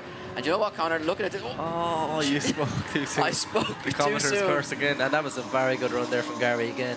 Nice, no massive mistakes. Was letting the car, you know, just sail through everything. You know, it's something that I've always found really interesting, in that, you know, and obviously there's always going to be drivers that are at the pinnacle of the sport, but, you know, there's a fine line for guys, and guys could be, you might not qualify, but they could have put in 2 near perfect runs, and then small mistakes will be the difference maker for them. Yeah, we can see in the replay here just what happened. Just transitioned a little bit too hot. And a score of 59 goes to the boards now. The moment we have all been waiting for. We never expected to see him back on an Irish grid so soon. In his trusty old Steed, the RX-7, it is the 3-time Formula Drift champion. He's also a multiple Drift Masters European champion. He's a multiple Irish champion. He's the most decorated driver in drifting history. It is none other than the machine, James Dean, and he leaves the line. Yeah. Came here to put on a little bit of a show for the fans this weekend, but in the back of his mind, Connor, you know that he will be gunning. Yeah, no matter what, there's no event James goes to where he doesn't, you know, where he's not, you know, aiming to win. And I think Yeah, you know, this is incredible. Like, no matter what car I think you put him in, no matter what tire you put him in, this guy he's the best in the world in my opinion. And right there, he's shown it again, and it's incredible to see back having fun on Irish ground again in RX-7, back where, you know, it kind of all started where, you know, when Irish competitive, where he went, you know, before he changed cars and stuff. It was great to see him driving the RX-7 and back, and wow, incredible. And of course, you have beaten him in competition, but not too many people can say, but a score does drop in for James Dean, and normal order resumes. It is a 96.3. He knocks Max Cotton off the top spot very narrowly. James Dean goes top of qualifying after his first run. We move it back to the start line where Sean Devine awaits, and there was jokes online in the drivers group leading up to this saying, you know what, Sean, you don't have too much coming before you to try and put on a show afterwards, so he's got a lot to live up to here. But can Sean Devine find a touch of magic and put himself into contention for a top 32 spot? Well, he's doing a good job so far, Connor. Yeah, staying in a little bit there on the transition. It was a really nice entry, actually. Very snappy weight transfer, which suited the run, but a bit of a mistake there going on big angle, which cost him, and he can't get out of that point. And yeah, you know, a lot of errors creeping in there, but it was a very good run to start and a lot of aggressive driving there, so hopefully he can tidy the mistakes up. But I think, yeah, the mistakes he's made there, Eddie, is going to cost his, or hurt his score massively, I think. Still into the 70s though, 72 from Sean Devine, so not a bad first run. You know, I think it's an important to get that first run out of the way, and he can push harder for the next run, and we move on to a man. Yeah, I think another guy we've been looking I think forward what to. we're going to see is a very tight mid-section when it comes to it. There's going to be a lot of guys absolutely. There's a lot of guys divided in by the very 70s small right scores. now, so. But as you say, another driver we have been looking forward to seeing out on track. It is none other than Kevin Quinn again. A late entry into the competition. He decided, you know what, guys, I want to get a bit more seat time in the car. I want to compete against the best that Ireland has to offer in 2020, and he is coming for it in this incredible S15. Yeah. I mean, the builds that are coming out of Quinn M Sport up in Northern Ireland are just phenomenal, Conor. Yeah, unbelievable. You know, Joe's doing an incredible job, and Kevin and the guys working at Quinn M Sport, and I think something what we're noticing here, and it's the first one I've noticed it massively, is the road tires come into play. You can see Kevin could bang, I'd say, 6th gear there, and it would still light him up. So I think he's going to struggle a little bit with that when it comes. You know, he's going to have to make some decisions. But I did see his car in practice, and it seemed quite fast. So maybe they went on a different setup for qualifying. Yeah, not the best run from Kevin, to be honest. I asked him earlier on how he felt the tires were going to impact him. He said, "Look, I'm just here for a bit of fun. I'm here for a bit of seat time. We don't have to take it seriously all the time, and if the good results that's come, what's important. They're here to have fun, and yeah, you know, not a bad job from Kevin. I think once he's out there enjoying driving the car and putting that beautiful piece of art to work like it should be, and drove in anger, of course." Here's a nice little image on the screen. The old FC, RX-7 and the FD RX-7. Not often you would see both of those lined up in a drift event these days, but we have them here on the grid in Ireland, and one of them still powered by a rotary engine as well. I'll leave it up to you guys to decide which one it is. So Alan O'Neill awaiting his first run. We await the score for Kevin Quinn. Just seems to be a slight, just as I say, Kevin Quinn obviously a late entry into the competition, so just making sure he's popped into the judging system correctly, and it looks like we are almost good to go. So Alan O'Neill, of course, changing the graphic scheme on that car. Blink and you'll miss it. It's quite an interesting graphic scheme, Connor. Yeah, definitely. It's quite nice. The camo nice look going on. Yeah, quite a bit of a change for Alan. It's good to see him back out in this FC. Not many of them around now, and it's good to see one still out in pro level of competing. So yeah, it is quite a cool image right there on the screen. Definitely, as you said, Eddie, James parked behind, one with an SR, one with still with the rotary. So yeah, quite a cool little thing to see on the starting line of round 1 of the Irish Drift Series. Yeah, so 8 years of drifting experience in the same car for Alan O'Neill, and he's referred to by Dave Egan as he's like a young Mika Hakkinen, is what Dave used to always say about Alan O'Neill. Decide for yourselves on that. So obviously, yeah, just with that delay, just going back just to warm his tyre.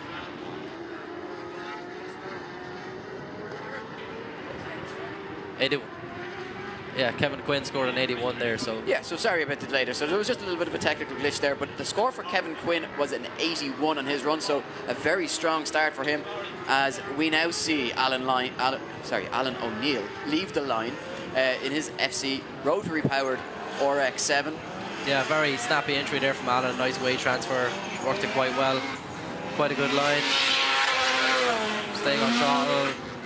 Yeah, very good run here from Alan so far. I think using a lot of angle. Oh, and it's going to hurt him. That's a big thing. When you lose momentum on that part of the track, you're not going to make it all the way around that curve, right out to the outside, and transition a bit early. And yeah, that's a big correction there from Alan. Just got the timing a bit wrong, and I think you can see he's a bit annoyed there. Is that enough? Is that a big enough mistake for a 0, or will the judges deem it worthy of a score? You know, we talk about Alan as being, you know, having a wealth of experience, and just can't always seem to, you know, find that consistency or that little bit of luck that he needs to get himself into the latter stages of the competition. But a 55.3 after that big error, the judges deem it worthy of a score. He is on a score going into his second run, but with a bit of work to do, you'd feel. So Ronan Catterson now gets ready to leave the line in his RB25 powered S14 with an S15 front. And again, a later getting it a bit wrong there from Ronan on the transition and stuff. So yeah, I think not a whole pile of practice going on, and you can see it's hurting him there. A lot of corrections in this run, and just not what he wanted. I think it didn't work from the start. So yeah, got held up this morning en route to the track, and you know, it obviously impacted the amount of track time that he had to practice and get comfortable with this new layout. Yeah, a lot of corrections there. I don't think you know what the score is going to be here. Yeah, it's coming in there now from the judges as we see it arrive onto our screen. It is a 47.7 for Ronan Catterson. So not the start he wanted. Now on the line is Andy Earl in his, it's not his old car yet, but certainly building a new car at the moment. Which I have seen, and it's, yeah, let's just say it's incredible, and I can't wait to see when it comes out. I can imagine no expense spared, Conor. It's a really incredible car what they've managed to build, and I'm looking forward to seeing when it gets out in competition. But he's back in the PS13 this weekend, and a car where he's driven quite a lot, and I think Andy Earl is a very good driver as well, but sometimes maybe just loses the head a little bit. If he could calm down as well, he would be a really, really consistent driver. But yeah, nice job on the entry here from Andy Earl. Yeah, he says it himself a lot. You know, we've seen him on our podium in the past, but you know, quite often he just gets that little bit, just can't control the adrenaline. Yeah. I suppose the way that he needs to be a little bit more consistent, to be a consistent contender for podium spots. But he's coming from here, a little kick of dust. Yeah, small bit, which caught him, I think. And it was a very good run from Andy Earl there. I think, yeah, with the small little mistakes we're in there, I still think it's going to be a strong enough run. And yeah, as you said, Andy Earl he's proven himself that he's a good enough driver to be on the podium, you know, a couple of times now. And hopefully he can tidy up that little mistake when he made for the second run, and I think it was a good start to the run. Yeah, not a bad start. Season mid-pack, 14th position so far for Andy Earl with a 76. Nice start. Not bad. Now, Conor, you know a little bit about this car. Yeah, this is the car what the whole journey started for me, and then yeah, now owned by Zach Gibson, which is, it's great to see it's still in competition. And I actually don't know much about Zach or what the car is like now, but I still think it's pretty much the same. So I'm excited to see what he can do in it. And not a bad job here from Zach, carrying a lot of momentum. No, certainly not. 240 brake horsepower underneath the bonnet of the car, Conor. But isn't it nice to think that this car is where it all started for you, and now it's the starting point for another youngster coming into the scene, 18 years of age, the Letterkenny man, doing a really nice job making definitely. it work. Zach Gibson staying very consistent there, you know, nothing crazy, but just stayed perfectly online and didn't make many corrections through the run. Yeah, it's great to see him out there and having fun in the car, but I had much fun in it as well, and I wish him all the best with it, and hopefully, wow, very good start there for Zach Gibson. We like the score, or the run, the judges like the run. The score is going to be liked by Zach Gibson and his team, and 81 puts him inside the top 10. 7th position for the youngster so far. Nice way to kick off your competition debut here in the Irish Drift Series. We look back to the start line now, where Stephen Broderick sits on the line in a very interesting 24-valve V6 Cosworth. Unknown power, so you know what? We'll just see what he can do with it. Very interesting graphic scheme as well. And Stephen Broderick. Oh, gets it wrong on the entry, unfortunately.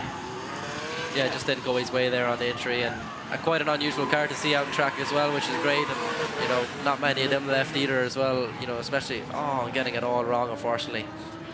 Interesting to note that he designs and makes a lot of his own parts for this car as well. So this car, big, you know, a proper home build.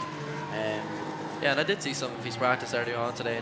You know, he was driving quite quite well, so something just maybe went wrong there, maybe suffering from the nerves a little bit as well. Yeah, look, there's a huge difference between an experience of being in a practice grid and then going out into a competition. You know, especially you're out on track on your own, you feel as though all eyes are on you, and with that little bit of inexperience, you know, it can just get the drivers a little bit.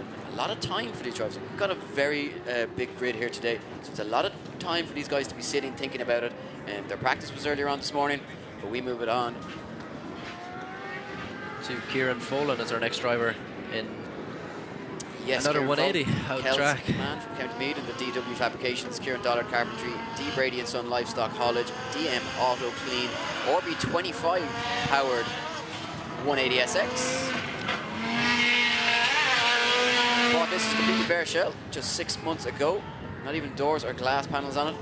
It's a Link ECU, own developments turbo, and Wisefab on the front. Yeah, it just seems to be getting a bit wrong there. It's like the car is down in power from the start of the run, and yeah, I think this run is going to be a 0 as far as I can see. So yeah, not the greatest start for Kieran Folan. I think just something is you know, up with the car, so hopefully he can get that sorted. And yeah, it is a 0 for Kieran Folan, and we move on. Yes, we move on, and worth reminding you that we are in numerical order for the first round. Normally, obviously, from round 2 and 3, it would be championship order for qualifying, but it's numerical order for the first round. So we will see a good mix of experience and inexperience coming out on track. A lot of these guys never competed before. It's worth noting that, coming through our licensing system earlier in the year. As Mark McCullough now takes to the circuit, 31-year-old from Tyrone in the McCluskey Crushing and Screening SR20 powered 180SX, and just gets it wrong. Yeah, it just doesn't go his way on that run there. And yeah, same thing, I think, caught for a little bit as well. Just thought a bit too much about it, and yeah, transitioned a little bit hard, and it's going to be a 0 as well for Mark, which is yeah, not the best, but hopefully he can get it sorted and get back out and put a run together for the second run, Eddie. Yes, that all-important second run. We go back to the start line now, where Mark McKevitt waits from Forkhill. RB25, 500 brake horsepower, give or take. First time out in 2 years after building the car, so don't expect much, is what he said. But I saw him go in practice this morning, and yeah, unfortunately, I think missed the gear there as well down the straight, which cost him the first corner. So yeah, not on. But yeah, not doing a bad job with the rest of the track. I just think yeah, missing clip 5. Yeah, you know, the first corner there, upsetting his run, and yeah, he's offline for the whole run here. So yeah, like, these tracks are really designed that, you know, you got to get it right from the start, and if you find yourself offline, that could be it. You know, that it's very hard to correct the run. You can get back online maybe by sacrificing clips, but yeah, a lot of smoke in the cab of that car. And, yeah, it looks like he's blinded. Yeah, he. You know, people say don't go road tires because you won't have any tire smoke. Well, yeah, no, that's your answer right there. There's so your he answer. couldn't even see around the last corner. So just confirmation there from the judges, that is a 0 for Mark McKevitt. Connor Hickey now sits on the line, waiting his first competitive run of the 2020 season. The Tipperary man, all the way from Cashel in his Forge 2JZ, 620 brake horsepower on the bonnet, and he leaves the line. Watching him earlier on, Connor, in practice, and he was looking comfortable very quickly. Yeah, Connor Hickey seems to be strong enough driver. A little bit of a mistake there on the transition, which is going to hurt his score a little bit, but still he's hitting all the clipping points, and just dropping a wheel. Talk too soon again. Yeah, quite a big straighten in afterwards. Yeah, that's going to hurt his score massively again. And it must be massively frustrating sitting in the car when you're on a good run to have just the difference of an inch at the edge of a track coming into a fast zone or a big slowing zone like that to really mess up your run. Definitely when you know it's going to be a good run, because when you're pushing to go for a run for in the 90s, you're on the edge for the whole run, so you have to be pinpoint perfect, and if you make one correction, you could be back down to a 70 or 60 all of a sudden, so it's quite frustrating, definitely. So next to leave the line is Danny Duffy. Connor Hickey scoring a 49, as Danny Duffy, the Fermanagh man, is SR powered 180SX, 123 brake horsepower. I doubt that somehow, but worked as a Volkswagen mechanic for 10 years. Now runs a garage in Enniskillen Tyre Centre.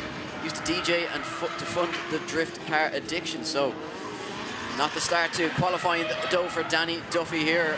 Yeah, no, just getting it wrong. I think went wrong from the start, and it's not going to work out for him, I think, for the whole run now.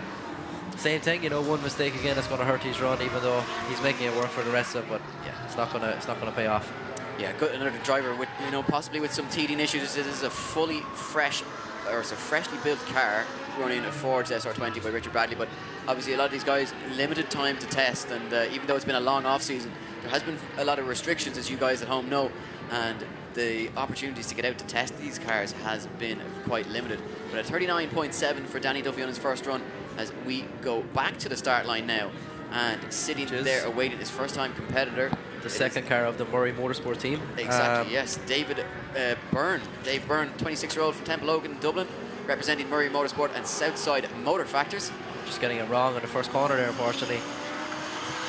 Yeah, Dave, you know, involved in motorsport from a young age, but his first time out in competitive drift event, and I think when you've competed so much in normal circuit racing, drifting can be a little bit of a learning process. Yeah, definitely. It's a very different, you know, you're doing lots of different things, and yeah, you can see there, I think just didn't work his way, and yeah, getting caught out, maybe the nerves affected him at the start, and then was panicking a bit towards the end of the run there. So yeah, not the perfect start for Dave Byrne, and his first qualifying run of the competitive side of things, but hopefully he can get him ironed out and, you know, try setting himself and get a score on the board.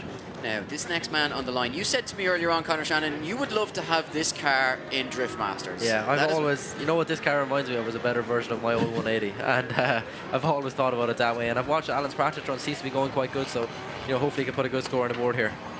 Really nice entry here as well. We were wowed by him earlier on, Conor, and he is taking no prisoners here as he looks to lay down just a little bit shy, if we're to be critical, of clipping point 3.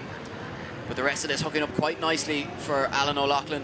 Yeah, definitely Alan staying right on line here. Really nice run so far, quite consistent. You know, as I said again, nothing crazy, but he's doing a good job. He's staying on line, and a very good first run there from Alan O'Loughlin.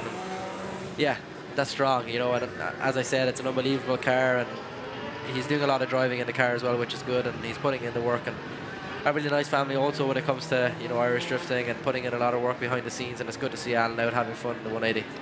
Yeah, well, having fun and having fun with the scoreboard. An 82.3 for Alan O'Loughlin means he's right in the mix, 6th position temporarily, and certainly safe, you'd feel, at the moment for battle action. Definitely, a very good confidence boost there for Alan O'Loughlin. Yeah, one to watch for the afternoon, I would say. Now, on the line is Leon Lynch in possibly one of the coolest looking S14s that we have on the grid in Ireland.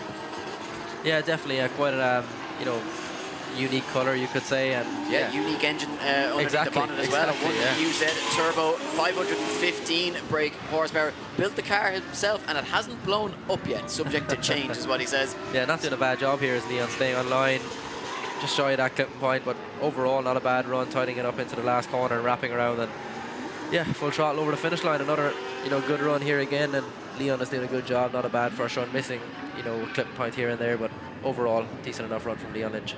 Yes, and a decent enough score as well. He'll be delighted with this. A 77 on the board for the 27-year-old man from Cavan. And a nice start. Now, we mentioned them earlier on. Jack Mahoney, excuse me if I'm pronouncing the surname incorrectly. The young man from Magherafelt, 15 years of age, and he has been tipped as one of the hottest talents. This guy had to come down to Mondello Park because of his age and do a licensing day with Mike Leeson. I didn't get to be there in attendance myself, but I came in afterwards that afternoon and I said, Mike, what's the story? And he said, Eddie, this guy is going to blitz it. He's like, he is unbelievable. And I had a lot of guys up the north talk to me about this young man, and I'm just going to let his driving do the talking for the final sections because he is just... Yeah, very good run there from Jack, I think. Massive potential there in that run. He played it a bit safe, I think, which is a good thing. You know, showing a bit of experience there at a young age, which is great. And yeah, it's not a bad score for his first run. Yeah, 78.7 puts him into 14th position. As you say, look to be holding back maybe just a little bit, settle the nerves, get that safe run done, but expect more from that young man, as he is certainly one to watch. Now, Patrick Meany sits on the line with a very aggressive looking S14 with, what would you call that front end? I think it's a 180 front end. 180 front end with a PS13 bonnet, yeah. Yeah. Very, very aggressive looking car. What can Patrick Meany do? Can he drive it in anger? Enjoys mountain biking in his spare time? Yeah. And teammates with Shane and Kevin McConnell, and looks after all their social media. SR20 underneath the bonnet. Not pushing out crazy horsepower. Getting it wrong there, yeah. Yeah, 400 brake horsepower, but again, just hasn't had a lot of practice time in the lead up to the event. The run-off just, a little bit of nerves just creeping in as well. Yeah, I think, he just he didn't take off the start line, I think, hard enough, or else something is wrong, and put him on a bad line through the first corner, and of course made a big correction. So, yeah, this is a very messy run here for Patrick so far. The great thing about that is that he does have that second run to correct it, go back into the pits and make the necessary changes. And as we wait now, these scores, yeah, it's going to be a disappointed score for Patrick Meany. 35 on the board for him. A score nonetheless, but not enough. It's going to it sees him outside the top 32, and with the stacked grid that we have here, he's going to need to improve on it. Sam Nolan now gets the marshal order. Yeah, another driver I kept an eye on. Slow out of the box. Yeah, in practice though, he seemed to be driving well. A bit slow off the start line again, and you can see drivers getting caught through the first clipping point and are not washing through it nicely, what the judges don't like to see. But overall, he's tidied it up. He's thereabouts on the line. So yeah, only drifting for 2 years and first time out competitively. 440 brake horsepower on the bonnet, the PS SR20 underneath the bonnet. But yeah, just not the running. Maybe that car just not. Yeah, just seems to lack a bit of impact there. Be, he was pushing kind of in places, but not overall. So yeah, it's not going. I don't think it's going to be a crazy strong run, but decent enough. Not a bad run from Sam Nolan, I think, for the first run. Well, judges seeing something that we missed, obviously, because a score of 80.3 coming in, and judges liking that was obviously very technically correct, albeit a little bit tentative. So Niall Garrity now gets off the line, his first time competing, and again, this car has been proven in the past. It's a good enough car, definitely. Yeah, Harry Kerr's old car has won many events, podium many events, and drove very well in this car. And now Niall, seems to be doing a decent job. Got caught, I think, on the curve there on the way in again, but yeah, not doing a bad job here so far. And Niall is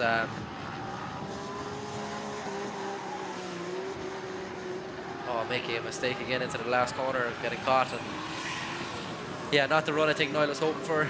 Start of it was decent enough, got caught in the first corner, but yeah, again, got to remember, made some mistakes too. Bought this car in advance of the season, and he's done massive work on it. He's done a few track days in it, a bit of practice time and seat time in that car, but again, competition, a completely new kettle of fish, definitely. And very new for Niall Garrity. Score comes in though, a 69 corner, not bad. Sees him at the 28th position. Feel he's going to have to improve on that as things progress.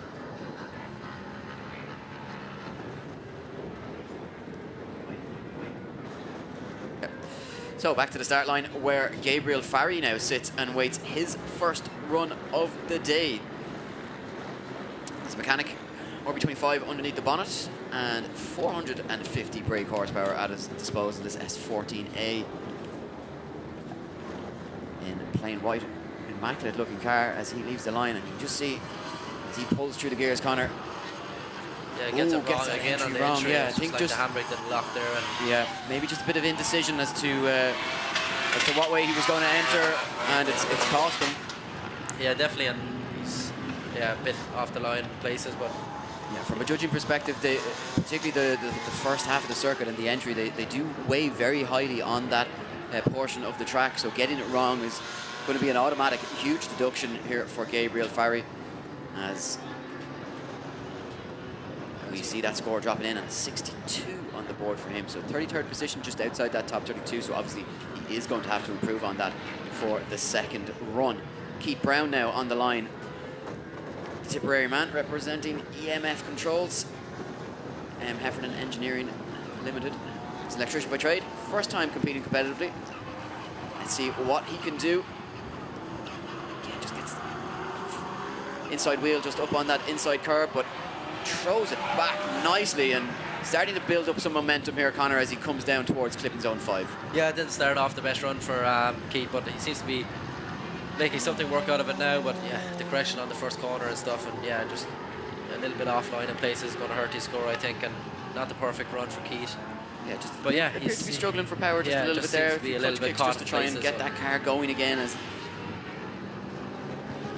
how will that reflect in the judges' score as well? A 66.7 sees him drop into 30th position, so inside that top 32 momentarily. Yeah, a dangerous place to be. Yeah, not where you want to be, Connor. Definitely. Not where you want to be. So Keith Diver now sits on the line. Donegal man, in the AM Drive Motorsport, Patterson Motorsport Electronics DBD Signs 180SX. Again, rocking the SR20. A lot of SR20s still being used in anger here in Irish competition. Yeah, definitely a little bit hesitant there from Keith on the first corner. I think getting a little bit caught out for some reason. The first corner seems to be catching some drivers out, but yeah, he's a bit offline here. It's quite messy, and yeah, I think this is not going to be a big score either. He needs to tidy some things up and hopefully get it sorted for the second run. But yeah, he's going to put a score on the board, and I'm not 100% sure what it's going to be, but I can't see it be ante too high at the moment. Well, it is enough to see him into 31st position temporarily at 66. But as we say, we are expecting these scores to jump up dramatically. A lot of scores in the 70s, a few drivers gone into the 80s, and we have 2 drivers in the 90s. Next up is a man whose name I've never been able to pronounce. We call him Magic, and he produces magic every so often. This guy has been doing some insane amount of testing over the off-season. The GT tuning, S14, it is Magic Blazewski, and he is out coming forward.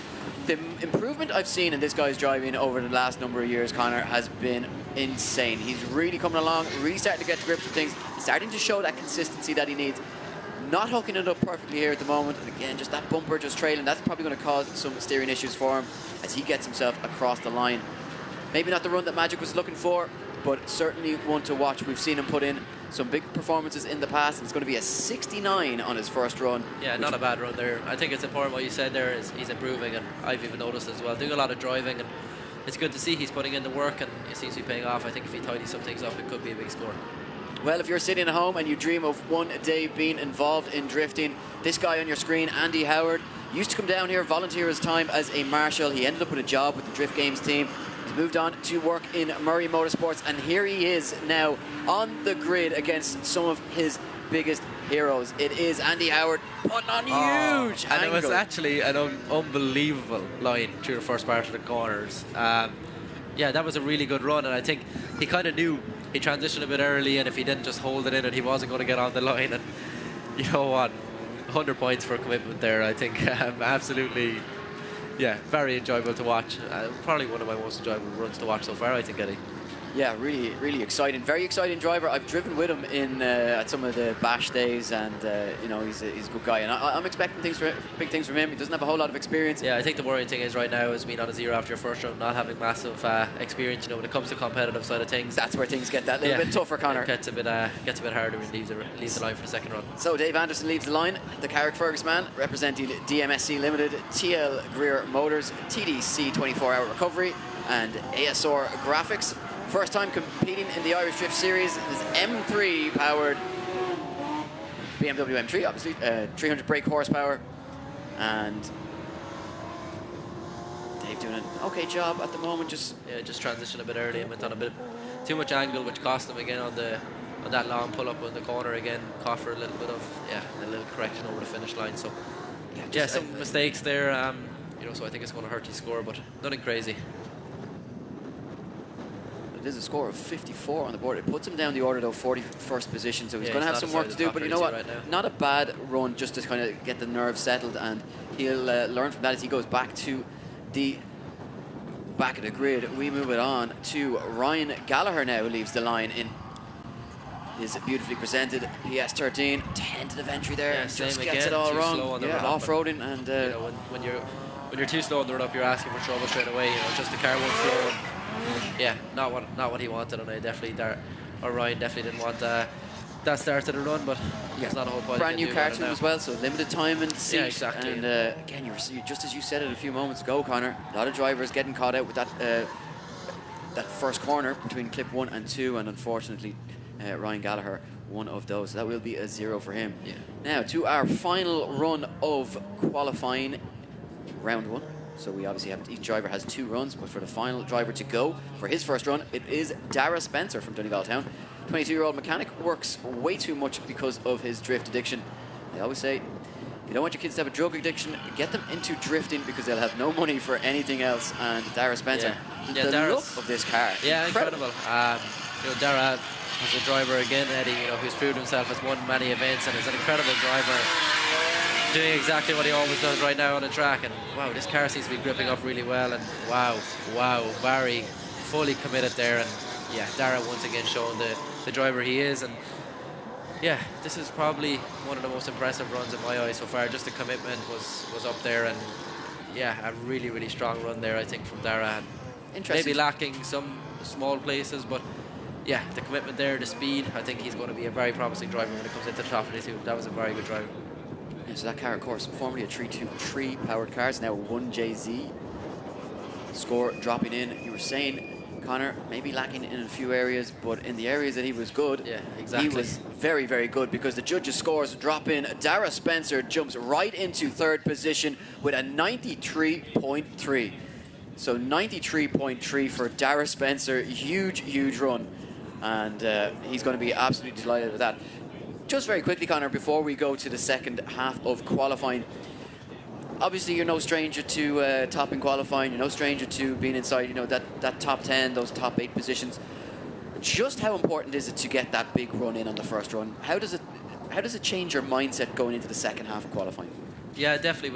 When you struggle on the first run, it's a very nerve-wracking thing to go into the second run, and it's not even about being inside the top 2. Obviously, is great from the first run, but it gives you a confidence boost going into the second run, which is a great thing. You can allow yourself to push that a little bit harder. And as I said a while ago, when you're fighting for top spot, you're fighting for a position. What's going to be a score of maybe 90, to 100 in between that if you're fighting for the top. And as I said, one mistake, you can be back down in the 70s in the run. So it's important to get that run over with, or else you're kind of aiming for middle pack. You're aiming for maybe top 5.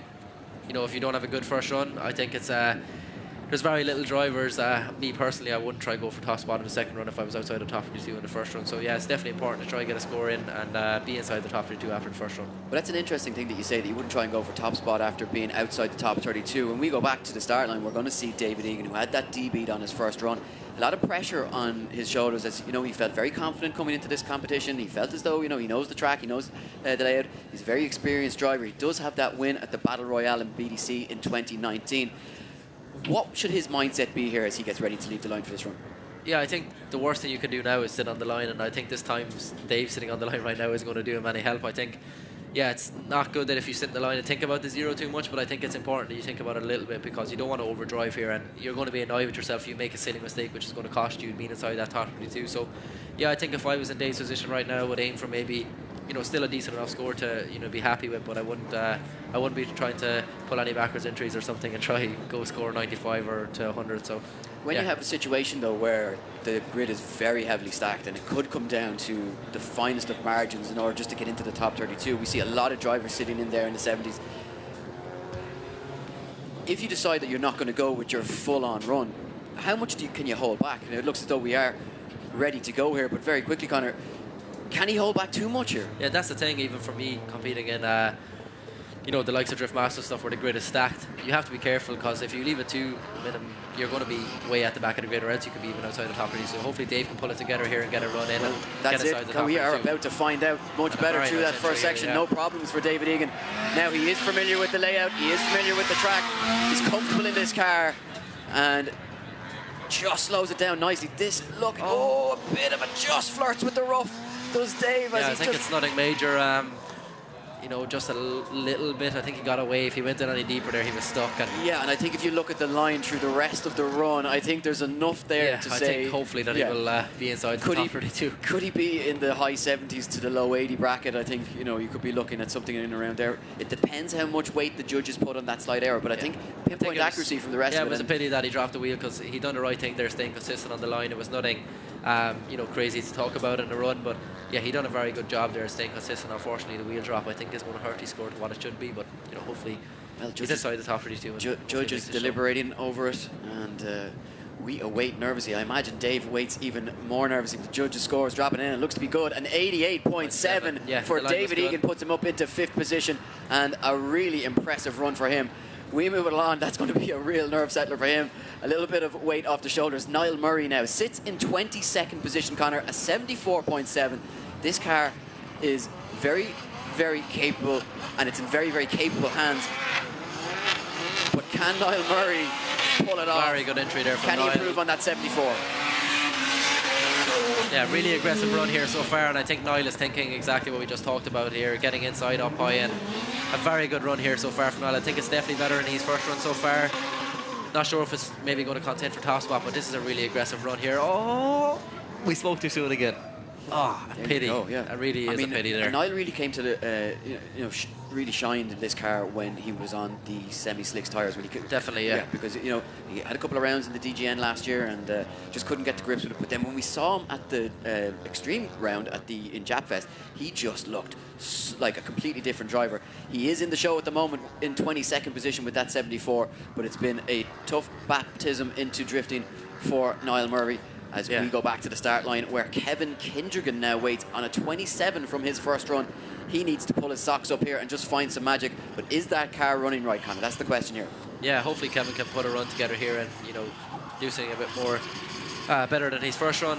Better job here through the first corner, not massive corrections like the last run. So, yeah, he's definitely on an upper hand here from the first run. A little handbrake drag in the transition, which the judges don't like to see, but yeah, I think he's thinking here he needs to get a good line run in and try get up the scoreboard and not be in a dangerous position, going into battles if he's going to make the top 32. And I think, yeah, he's done a decent enough job here. As I said, he's tinted up in places, but gets it over the finish line. He's hitting all the clip points, which is a good thing, but I can't see it being a crazy big score. Well, that score drops in, and you know what? The judges seem to be giving a lot of points and they're waiting a lot on people being on the correct line. And Kevin Kindregan jumps into 14th position with an 80 dead, so bangs himself right into contention after that score of 27. What a way to respond. Dylan Keogh now sits on the line, a 79 on his first run. He's in 15th position mid-pack. Can he bump himself up the order? But we were wowed by his first run. Conor, it was one of the first runs of the day. Things have advanced since then. Yeah, what can he do now? Dylan's driving style is full throttle, bit aggressive, so it's interesting to watch. And I think I haven't watched much of his driving, but I've learned that already. And yeah, a little mistake there on the entry. I think he was a bit late on the handbrake, but I think the judges will maybe award that the way he entered. But yeah, it's going to be interesting to see what way they score this one. I think maybe not as clean on the line and stuff, but a very exciting run, but messy in places. Yeah, safe for now in 15th position, but you wouldn't want to hold your breath, and it looks as though he's going to break into the 80s with a score of 81, so 10th position for Dylan Keogh, and early on in 81, only good enough for 10th position, with a packed grid that just goes to show these guys are very much stacked around that mid-section. We're noticing the scores are getting high now. We're early in the second run, they're starting to get high already, so... Yeah, Martin Green now on that 0 from his first run, Conor, you might remember, and he now has it all to do. And we spoke about how much track time and seat time he's had, and it looks as though he's settled himself for this second half of the run, but there's no safe section of this track, and that's what's, particularly coming in. You can get through that first tricky section, but there's massive deceleration zones at the end of this track, and it's enough to catch people out and just, you dial on that little bit too much angle, get it wrong in any way, and you're going to go into a spin, but no such problems for Martin Green. And we await that second score to come in. Will it be enough to get him into the show? Will it be enough to settle his nerves and pay tribute to all the work and preparations he's put in? We can see it coming in. It's enough for 23rd position, so that will be a nervous wait. 75 dead for Martin Green, and safe at the moment, but who's to say what's going to happen from here? Now, Kieran Casey in his old car, an 81.7. Yeah, Kieran had a very good first run, so he's going to be aiming to, aim for top 5, top 10 in this run, I think, and push him. Nice entry there. Oh, it's like something happened right there. Yeah, the beat of the tire in the way, and entered it without the handbrake, which was, carried a lot of speed, and then the beat of the tire. So, yeah, not what he wants for the second run, but he's quite obviously, that's the point again. You're glad that you have that score from the first one. If that happened when he was on a 0, it would be, and you know what, we spoke in advance of the round, saying, we were making the rules for the championship. We were saying, look, guys aren't going to be de-beating too often because they're on road tires. But I've heard guys in the pits, they're like dropping those pressures nice and low to get as much competitive advantage as they can get, as they want a maximum grip out of these tires. Yeah, that's the thing. When you're playing with that small margin, you're going to be doing everything you can to get as much grip in the car. And drivers can be down to really, really low pressures here. So yeah, well, I think it's safe to say that Kieran Casey will be safe after his first run in 81.7. We go back to the start line where Cathal McLaughlin sits on a 79.3, 17th position for him. So you're in that situation, Conor, when you're in mid-pack, you want to just improve that little bit, just to give yourself that little bit of comfort. Yeah, definitely. Cahill, is massive potential in driving as well. A very good driver. I watched some of his driving last year and drove an event what he drove in, and yeah, seems to be a very good driver. But yeah, a bit of a messy transition there, but it wasn't bad. And I think, yeah, he's going to be trying to improve here. I think, which is important. And yeah, not doing a bad job so far. A lot of full throttle, staying on angular places, so it's good. Yeah, tidy job for Cahill McLaughlin across the finish line there.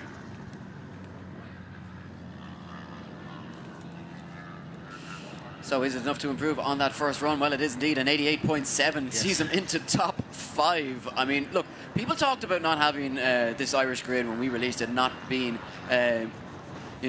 stacked with big names like the Shanahans, like Dwayne, like James. We announced James anyway, but there's so much talent coming through the scene here that it is just phenomenal. People don't always get to see them because they don't get their opportunity to shine. But one thing that is shown is that the Nationals Championship last year gave guys an opportunity to go against each other like they've never seen before. We've had amateur championship series before, and here is a man who's no amateur at all. It is Daryl Barnett, a 79 on his first run, Connor. Yeah, a bit of a pity there. He sent it really hard in the first corner, and if it worked, I think it would have been a very good run. But yeah. I'm no mechanic, but does that engine sound healthy as he comes by there? Or I think it's a something DB? a DB or something, yeah. Yeah, you can hear when he transitioned Yes, there you go, yeah. Yeah, I think he beat it on the way, and he sent it really, really hard. And I think if it worked, it would have been an award by the judges, but obviously it didn't work. So yeah, again, another defeat. So yeah, this is maybe the third or fourth one we've seen now. So it's quite interesting. I think drivers will have to make a decision now going into battles if they're playing with fire. You can lose a battle within seconds and not being in the fight at all if you defeat a tyre. Well, that's a very interesting thing as well. We've removed the 5-minute rule, so drivers will have to make that decision, Connor, as to it is going to be a risk. And maybe they've decided that they'll just lower the pressures to try and get a good qualifying run, get a good qualifying position. But now runs quite a risk. So we move it along. Yeah, Stephen Moore now leaves the line. Yeah. He's on a 53 from his first run. A bit of a mistake again on the way in here, which is going to cost Stephen, I think. And yeah, not what Stephen wants, especially being outside the top 32 after his first run. And he wanted a good second run. And yeah, just flirting with the rough there as well as he comes past clipping zone 5 to 6. And again, there's moments of brilliance here in the run for Stephen. Yeah, but I just don't think it's going to be enough, not with the mistake going in the first corner and stuff. So yeah, a little bit disappointing for Stephen, and being outside the top 32 is a bit disheartening, but I think the most important thing is working on where you went wrong and coming back if you do be outside the top 32. But yeah, look, it is an improvement in score. It puts him in the top 32 as we stand in 32nd position. Yeah, by the skin of his teeth, So, and a lot of drivers like Adam Kelly to come who's sitting on zeros, who could pump him out if they up their game. So nervous wait for Stephen Moore, but as it stands in the competition for later on this afternoon, we go back to the start line now for Kevin Kilgariff's second run. 72.7 on his first run. What can he do second time around? He sits in 26th position, so yeah, he's going to want to be he's in that up drop in the zone. score here a bit. And wow, a wild entry there. And I think it was a defeat again.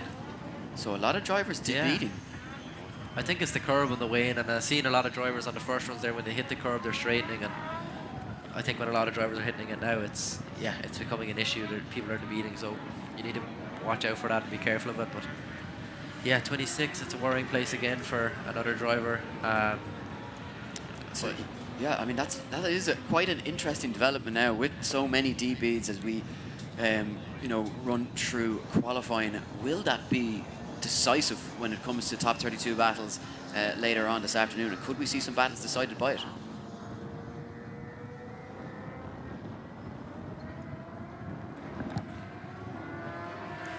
So we move it back to the start line where Adam Kelly sits, and you've got some information, Connor. Yeah, so on the first one we noticed that something went wrong with Adam, and unfortunately he's broke third gear in the gearbox. So now he has to try start in second and select 4 for the whole run, which could be an issue. So yeah, this is a worrying sign for Adam. I can only assume, Connor, this puts you completely out of your comfort zone as a driver, because you've got your muscle memory, you've got your points of the track where you're going to be changing gear, and now all of a sudden you have to try and find a new way around the circuit with it all to do. Just about keeps it on track. Yeah, Adam definitely. Kelly this is fighting it here to try and keep his hopes alive. Yeah, that's a very It's a straight Does he get back on angle soon enough? Look, he's you're he's on done the what you edge don't there. want, You're on to the do edge there, is would give the judges something to think about, you know. And I think unfortunately, as we look at the scores dropping in, there's enough of a score. A 72.2 puts him into 28th position. Yeah, so he's going to be sitting there in the pits now with his fingers crossed and Yeah, I think, hoping that hands he can, over his eyes. Yeah, and I think that's a nerve-wracking time there now for Adam Kelly. And it's a pity, such a driver with a lot of potential and a car with a lot of potential. It would have been good to see him have a fair chance. But yeah, we can move on to the man who's scared of spiders. It is Josh Holdsworth in the Link ECU tyre box, Sunoco Race Fuel, Wayne Curran Motorsport, Mazda MX-5, SR20 underneath the bonnet. Josh is absolutely sending it. Correction, it is not an SR20 underneath the bonnet. It is the standard 1.6 engine with a turbo on it. And, he's made a correction in the last corner. Horsepower. I think what's important. Exciting. Yeah, what's important there is he's definitely smiling through the whole lot of that run, which is great. And I don't know if it's going to be an improvement. I'm not 100% sure, but yeah, it's great to see that he's out there enjoying himself and the car is working, and yeah, it's good to see. A good guy. Yeah, look, there's fewer nicer guys than Josh. Maybe the guys in the office that work with him mightn't say that all the time, but as Mike shakes his head here, with a 75 from Josh. But you know what? Again, good consistency. Exactly. We speak about good consistency in qualifying, and I think what that means. means. It was quite noticeable there. He went for that big run. He sent it hard. He tried to impress, and his entry and stuff was really impressive. But yeah, unfortunately, it just didn't work out the way he wanted it. But still, 2 good scores. And an extremely competitive character as well to boot. So Conor Rafferty now leaves the line at 54 on his first run. I think Conor Rafferty believed the line. He's coming here knowing that he's up against it straight from the off. But if he could pull something out of the bag, Conor, if he could find something to get him into the top 32, just a little bit shy of clip 4 as he transitions a little bit late, but doing what he has to do to get this car around the circuit. It's incredible to see that he's out there and he's still managing to get around the course and hitting clipping points where he should be, and I think maybe over the line. Maybe it's an improvement from the first one, but yeah, I can't see it being. You know what? I'm going to say it's an improvement. I'm going to say it's a big improvement. I'm going to say it's going to put him perilously close. 33rd position, a 69.7 for Conor Rafferty. That's a disaster. I'd rather be 44th and 33rd. Yeah, look, I think by the end of it, when all is said and done, he could be further down the order. Look, I think he gave it everything there, and I think he'll go away with a smile on his face knowing that he gave it his all. It wasn't 2 zeros, it wasn't 2 spins, and a good run. As we see, end the lines now, leave the line. He's on a 74 from the first run. What has he got in the tank for the second half of qualifying? Yeah, very big nice angle entry through that first section, Conor. Yeah, very nice entry from him there. He seems to be doing a good job. Seems to be fighting with the car a bit, and I think he went on a bit too much angle there before the transition. It cost him a little bit coming on to, the transition on to that corner. But he's wrapped around fairly well and seems to be still on the line, which is good. And not a bad job. He's maybe made a few corrections in places, but overall a decent enough run from in the lines there. Yes, the Galway man looking very comfortable out on circuit. He awaits his second score. Will it be an improvement on that 74.7? Well, it certainly is. An 86. Conor jumps him inside the top 10. 9th position for end the lines. So wow, a very strong run there from in the lines, and yeah, another good driver with good potential again today. I think he's going to be interesting to see him in battles, and he's definitely safe to get into the top 32 100%. Now Rad Don Burkett leaves the line. Couldn't bring his celebrity girlfriend down, Rita Ora, this weekend. He sits on that 52.7, Conor, from the first run, so he's down the order, 49th. And remember, we are losing over half of our grid from just under 80 drivers all the way down to 32 by the end of qualifying in about an hour's time, and then we go live to the top 32 later on this afternoon. But will Donald Burke feature in that top 32 is the question, as he throws that car across another guy the line. just doing everything he can and caught for a little bit of legs. I think him and Conor Rafferty would be glad to see a bit of rain before qualifying the next day, I think. And, I think so. Don't mention the R word though, not around me, please. Yeah.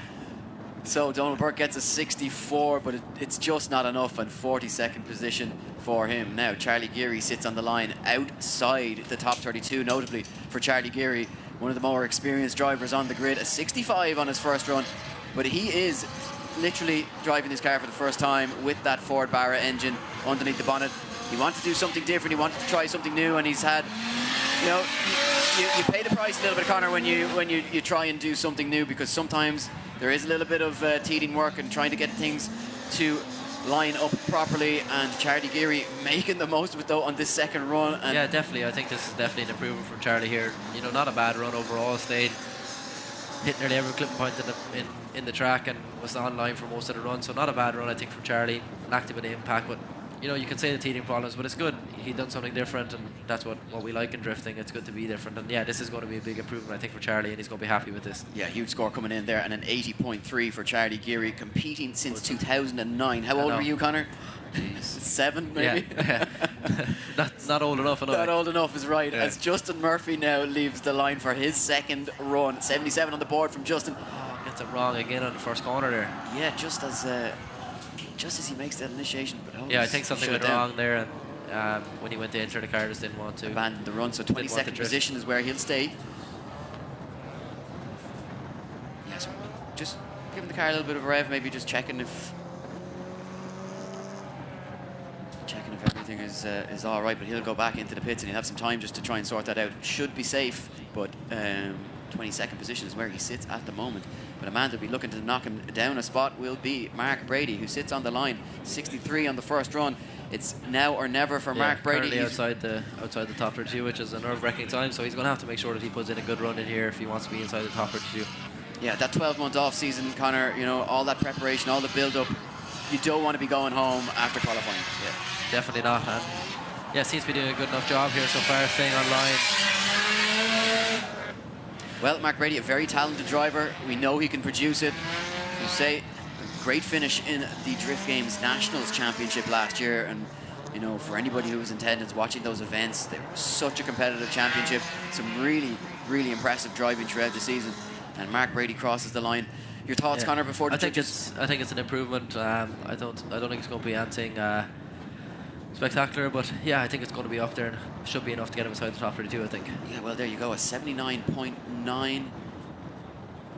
Sorry, no, correction on the score. A 79.7 season put into 19th position.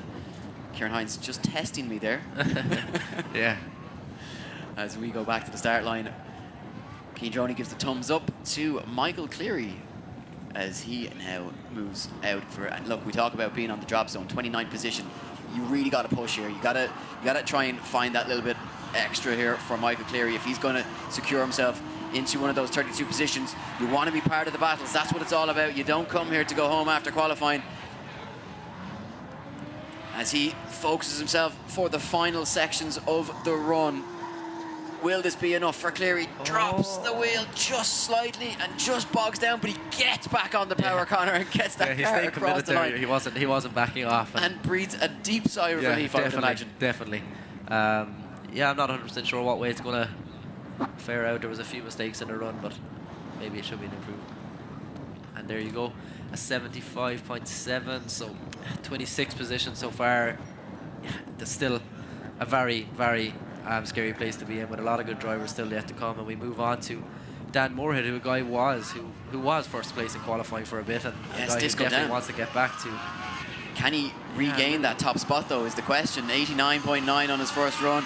That would certainly settle the nerves that we spoke about. Yeah, definitely. Quite a weird entry there from Dan. I think he entered a bit late, which cost him, I think, a little bit. But yeah, I think, you know, the first run what he had will definitely do him to get in there. And perhaps trying something new there, Connor, maybe just ahead of... Yeah, I think so. I think he's happy with what he had, and I think he was aiming for something similar, and yeah, just didn't maybe work out as good this time. But 2 runs what are, you know, decent enough for Dan Moore, and I'm excited to see Dan in battles, and another guy I watch many times of what I watch driving, so I'm excited to see him when he gets into battle. Yeah, like, a guy who knows how to such a passion for drifting, and you know, a real gentleman in the grid. He's always there to help anybody out who needs the help, and quite like your father, maybe not as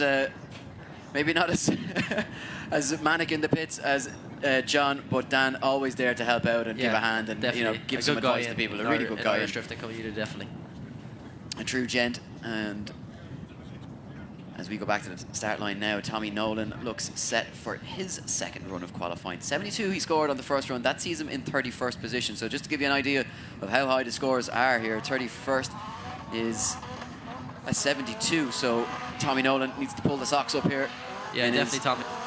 needs a good run here, and you know, it's important that he can get up the ladder a bit to try and be a bit safer. Not doing a bad job here. Another really nice guy on the grid as well is Tommy, a very friendly face. And yeah, positive guy and always smiling. So yeah, a little mistake there on the transition, which is going to cost him, and washes a bit wide here. Very wide there, yeah. Just looks like he runs out of grip and maybe just carrying a bit too much pace in to that final section of the circuit. And I think that could impact the score quite significantly here, because it looked like a decent run. Yeah, not going to improve though. A 65 on the second one means he stays where he is, and a very nervous wait now. Definitely. As we move to Alan Delaney, who's outside the top 32 on the 56. So you see a lot of these guys, you know, it's quite a mix here. You have a lot of guys with good experience here who haven't put in a run on the first half of qualifying, now coming out with it all to do. And Alan Delaney, we spoke about his confidence, we spoke about the amount of practice that he's done in this car in the off season. He will be feeling like he has what it takes. He has it in his locker to put in a good, strong run here and take it for the second half of qualifying. This looking much better. Yeah, a very, very good strong run so far from Alan Delaney here, and yeah, the practice what he's been doing and the confidence needs to show here, and yeah, it seems to be a very strong run there from Alan. Not many mistakes, not much I could pick wrong in it. Quite consistent run on the line. I think that's right up there. Yeah, I think it's a good run definitely. Yeah, from Alan look, I don't think it's going to threaten for top spot, but I think it is right up there, going to put him in the mix. Will it put him inside the top 10? Well, it puts him in 10th position, and 84. I just had to second guess myself as it moved on the screen, but an 84 for Alan Delaney. What a way to respond to that first run. Yeah, definitely a very strong run there from Alan. It's good to see, you know, with that time he's been putting into practice and stuff, it's good to see that it's paying off a bit. And yeah, you know, a very good score, a really good score there from Alan. And we moving along to Jonathan Flynn, who sits on the line. Yeah, he'll be looking to replicate what Alan Delaney just achieved and get himself into that top 32. Sits on a 64, so not a bad run on his first attempt at qualifying, but certainly not enough to get him in the show. So has he settled the nerves? Has he found something special to move himself up the order? Well, Connor, missing those clip zones. Early transition onto the inside, which affected his line. And yeah, you know, Jonathan is another driver who had an experience last year again and had some, you know, wow moments in the national class, but it just doesn't seem to be coming together from here. I'm not sure if this is enough to put him inside the top 32. It's definitely going to be a worry wait for Jonathan Flynn. So the worry and the wait for Jonathan Flynn, well, the score does drop in. It's a 72.7, puts him into 30th position.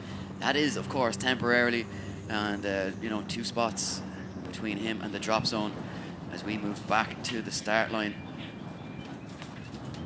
It's Matt Pender, who, again, another driver that we spoke, you know, we say it a lot when there's so many drivers outside that top 32. He is one of them, and as we say, we're losing half our grid, so a lot of the drivers that we are going to speak about will need a run here. Yeah, definitely, it's a nerve-wracking thing to get into the top 32 when there's, you know, whatever about having a big grid, but it's a big grid of talented drivers, which is another thing. So the score is going to be high, the cut-off is going to be high, so you're going to need a good run to get in here. And you know, Matt seems to be doing a better job here so far, but he's going to need to, you know, pull something out of the bag to make sure it's enough to get into the top 32 for the end of this run. And not doing a bad job. Can he transition, hold it together?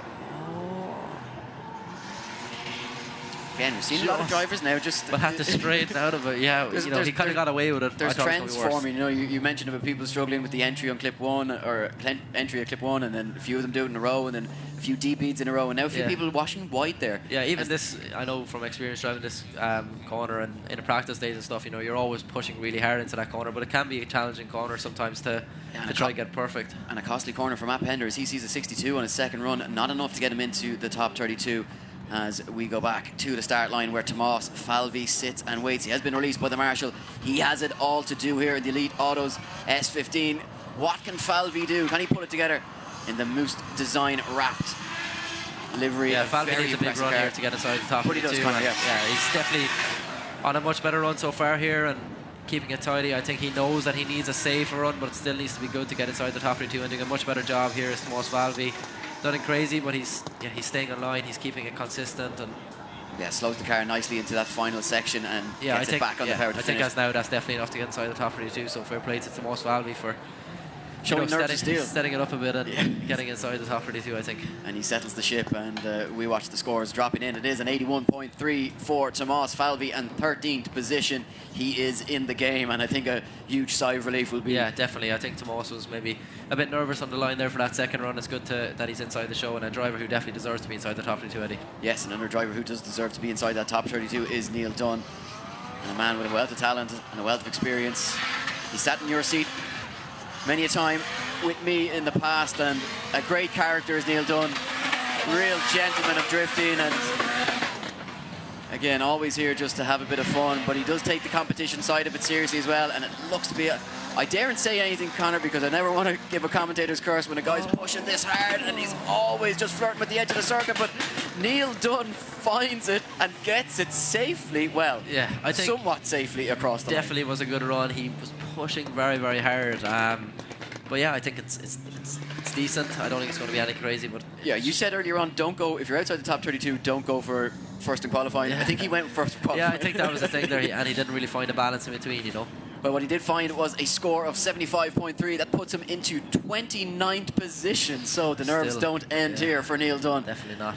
And they only begin for Shane O'Farrell now as he leaves the line for his second run. 41.7 on his first attempt, 54th position, so he's way down the order. But we know Shane O'Farrell has what it takes. Can he hold it together? Can he find the right line? Can he find what he needs to get a decent score on the board here? Looking much better from the first half at this time, Connor. Yeah, definitely a very good first half there for Shane O'Farrell, and hopefully he can keep it together, staying online, doing a good job of staying consistent here and put a decent score on the board. And a little tinted on the transition, which is maybe going to cost him a bit, but yeah, again, another driver, you know, just in between that limbo zone. How far can you go without you know, making too much of a big mistake to be outside the top 32? And yeah.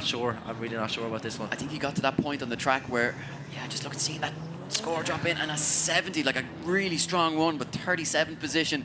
That will be the end of the weekend for Shane O'Farrell. How disappointing for him, but you know what, a really strong effort, and something that he can walk away with his head held high. Stephen Halferty now leaves the line, the 2019 Drift Games National Champion, 88.3 on his first run, 7th position. You can see him hard on the front brake there as he comes through that first section of the course, Connor.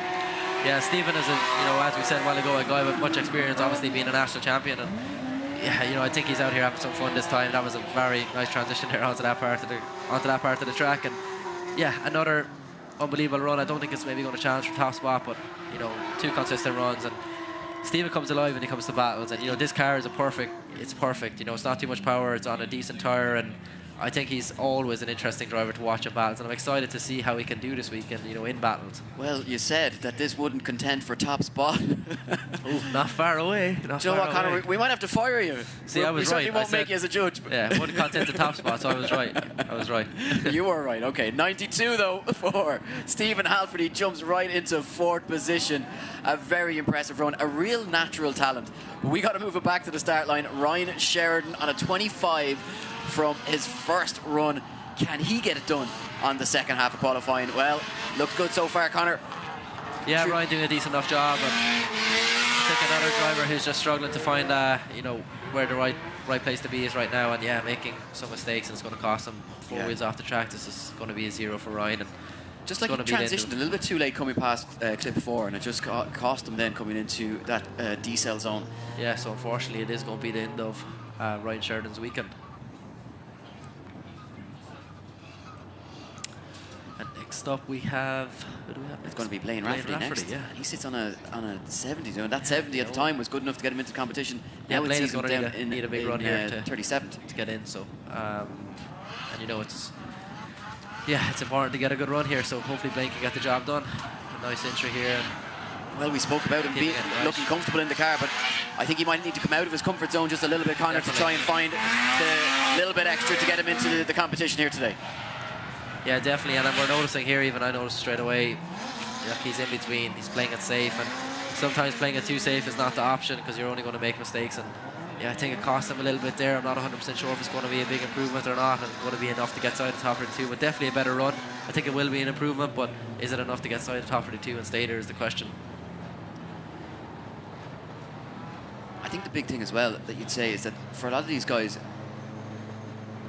their best run could be just enough to get them into a mid-pack situation. That's the level of experience that they have at the moment. So to try and come back from that. 78.70, which puts them 23rd, so gets him into the show. Gets him in, and hopefully he stays there now, you know. Yeah, technically correct. A good line through the course and rewarded by the judges. So Christy Gerrard wowed us after his first run, an 87.7. He's in 8th position currently.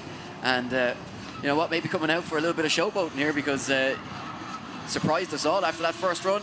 Can he surprise us again and go top? Yeah, definitely, Christy. Very similar run here so far, and yeah, pinpoint accuracy really, and a little bit on the handbrake early on the transition the wrong way, and the judges are definitely going to hurt him on that. I don't think it's the same as the first one, but yeah, you can kind of overhear the judges in the other side of the tower just going, you know when something is going to happen like that. Yeah, but you know, at the same time, Christy doing 2 consistent runs, and yeah, it's good that yeah, when the judges are reacting like that, you know that had potential to be a huge run. And look at the score coming in. So without those errors, like he's sitting on an 81 here. That's why they're annoyed, you know. Yeah, they wanted to give the big score. So no improvement on that first run. An 87 and an 81. I think Christy Gerrard's going to take that going back into the pits now. Max Cotton sits in 2nd position, a 94. He did top qualifying in the BDC in pro competition last weekend. Can he stick it to James Dean, Connor? That's the question. What would it mean for a 15-year-old to go out and out-qualify James Dean in his own backyard? Yeah, I think that's what Max is probably thinking right now. You know, he's already on a 94 and he's sitting 2nd. He's, you know, the 94 is 100% safe and probably the top 3, top 5. So yeah, he's going to be excited about this run. I think he's maybe going to push hard and see how close he can get, and I'm excited to see what he can do in this run here too. Yeah, and I know Father Dean will be watching on nervously as Max takes to the circuit. Oh, and just something went wrong, and yeah, you could. DV'd again. There you go. Yeah, so as you can see, the rear left tire, which is a pity because I was looking forward to see what Max could maybe drop those pressures a little bit, trying to find that extra bit for going for the top spot. But he's got to be happy, you know, sitting 2nd behind James and his first, you know, competition over here in Ireland. That's a huge statement already. Exactly. You know, we could talk about this guy all day, I think, and he definitely is massive potential going forward.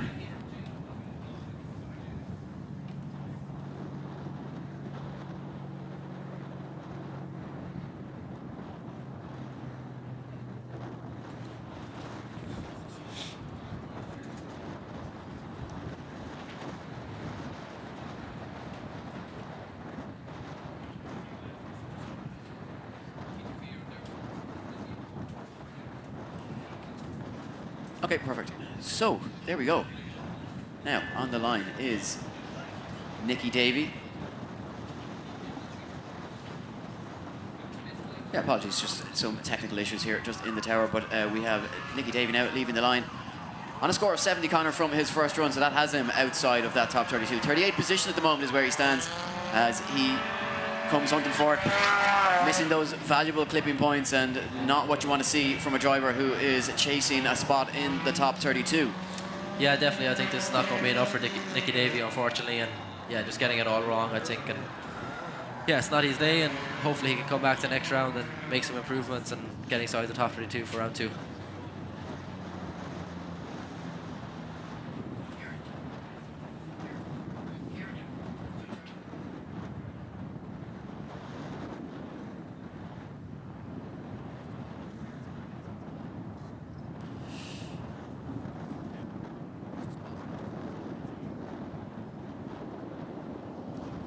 So a score drops in there for Nicky Davey, and a 50.7, unfortunately for him. Yeah, so that's going to be the end, again, the end of his weekend, and it is quite disappointing, but a lot of our drivers do leave here disappointed this weekend. Only 32 can make it into those battle positions for later on. Kevin O'Connell now sits on the line, 14th position after his 81.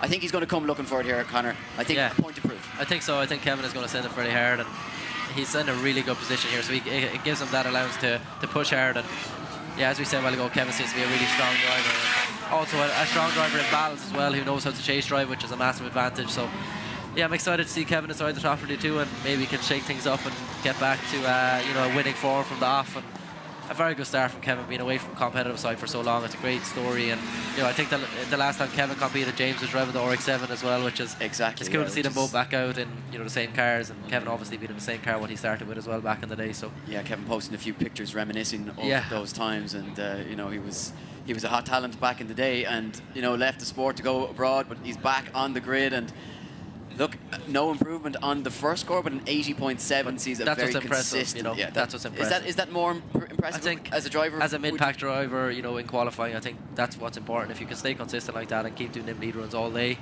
yeah, and if you can chase drive, you're going to have a massive advantage going into battles. So Gary Feely now leaves the line, 59 on the board, 50th position in the grid order, as he throws caution to the wind now. And yeah, Gary Feely, you know, it's a much tidier run than the first attempt. And yeah, definitely nothing, you know, exciting about it, but I think he's thereabouts the whole ways and not making massive errors, but there is a few errors creeping in there. I can't see it being a big score, but it maybe will be an improvement, I think, on the first run. Should be, I think. Yeah, as that score drops in, it is a sizable improvement on his first run, but is it enough? Well, it is, just to get him into 23rd position, a 78.7 for Gary Feely. As we move back to the start line, James Dean sits on the line. I think one of the most impressive things for me about James Dean is he prepares so well. You very rarely see James Dean arrive to an event where the car is breaking down and causing trouble. He just always seems to be involved, always there, and gives himself the best chance every single time. And he just comes for it. And right now, he is tearing up Mondello I think Park. James is just being a little bit of a show-off right now. And yeah, this is a very good run again from James. And he's incredibly talented. And no matter what you put him in, he's unbelievable. And yeah, wraps it around that last corner, big angle, absolutely incredible. Look, wow, I mean, James said he was coming here to put on a show, and that's exactly what he's done. That's unbelievable, to be fair. A very good run there, I think. Is it enough to beat his first score? Of course it is. Yeah. The judges liking that one. And 98 nods all around from the judges. Only 2 points left out there, James. God damn it. And he stays in first position. So, look, no surprises there from James Dean. But I think when it comes to the battles, he's going to have a few people chipping at his toes. So we move it on to Sean Devine, a 72 on his first run, 37th position. As he locks up those rear wheels as he enters into this first corner here in Mondello Park for round one of the Irish Drift Series 2020. And Sean Devine now trying to find that little piece of magic that he needs to bump the score up. Yeah, Sean Devine not doing much wrong in this run here, staying, you know, again, quite consistent. He seems to be doing a good job. I think, what was he scored the first run, 72? Yeah, I think it will be an improvement to his first run. Decent enough run through the whole ways there. So yeah, you know, I think it will be an improvement for him. Well, that score does drop in, and it is a sizable improvement, an 81.3 for Sean Devine. Jumps him right up into the mix in 13th position. Yeah, very good score and, there for Sean. Right out of the danger zone and where he needs to be worried. So again, big sigh of relief for him that spotters will be on the radio letting him know that he's done enough to get himself in, as we now await the second run of Kevin Quinn. This is a man who has never really chose caution to the wind, always gives his full commitment as he leaves the line. The Quinn Motorsport Link ECU S15. Connor, talk to us about this car. This car is a no expense spared build, and yeah, Kevin really coming along as a driver as well. Yeah, this S15, you know, is probably up there with one of the best cars in Europe, I think, you know, in the Drift Masters grid. And yeah, he's not sparing anything right here. He's absolutely full tilt everywhere, and always an exciting driver to watch, because there's a lot of time you don't have a clue what he's going to do, that kind of way. So I think Joe Doyle is glad that there's no walls here this weekend, because he'll be fixing a lot of bumpers, I think. And yeah, to be overtime come Monday if there was walls. Definitely, and a good run there from Kevin again. I think he's just out there. You can see he's enjoying himself, which is great, and having some fun. And I'm excited to see what he can pull through in battles. But it is an improvement, but nothing crazy. No, an 83.3, so yeah, 11th position, and I think, as I say, for a driver who's just out to have a little bit of fun, exactly, it's not that's bad. pretty impressive. So we go to Alan O'Neill now, sits on the line. So can Alan O'Neill find something here? Like, obviously, Connor, a wealth of experience. He's been driving for a long time, but has struggled to kind of, you know, bump himself up the ranks into the, you know, into the Pro Championship and become, you know, a really gritty competitor. But we know he has the talent. Yeah, definitely. I think Alan is sometimes a bit of an unlucky driver. He has definitely the talent 100%, but just sometimes small little mistakes creep up which don't give that an opportunity, and hopefully he can pull it together, and he's doing a quite good job here, Alan is. And yeah, you know, I'd be excited to see if he can hold this one together. And a little bit of a dirt drop, but I think it's nothing crazy. I think this is definitely an improvement here, and it should get him in the top 2 for now. I think this is the run that Alan needed to get himself into the mix, and you say that little tiny kick up at dust, but yeah, I don't think it's substantial. You know, the judges are giving a bit of giveaway for, you know, that little bit of dirt on the edge of the track. So I don't think it'll be. No, a there the massive score drops in, Connor, in a 77.7, so into 28th 28. position, not as deep into that top 32 that he'd like to be, but at the moment he has a chance.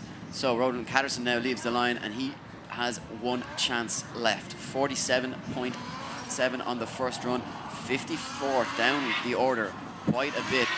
But can he find the run that he needs as he comes looking for it here on the second half of qualifying? Again, pops and bangs.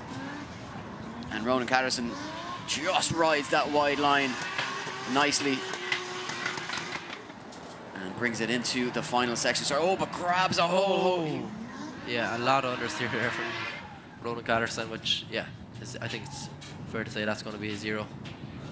Yeah, I mean, just so close to so close to the finish line. How unfortunate is that for Ronan Catterson? I mean, the judges discussing that one, but unfortunately, no real work left for them to decide. It is a 0 and the end of the competition for Ronan Catterson. Very disappointing and unfortunate for him.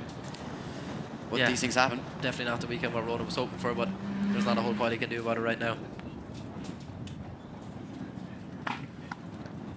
So yeah, we move on to Andy Earl, 76 on the first run, which put him in 31st at the moment.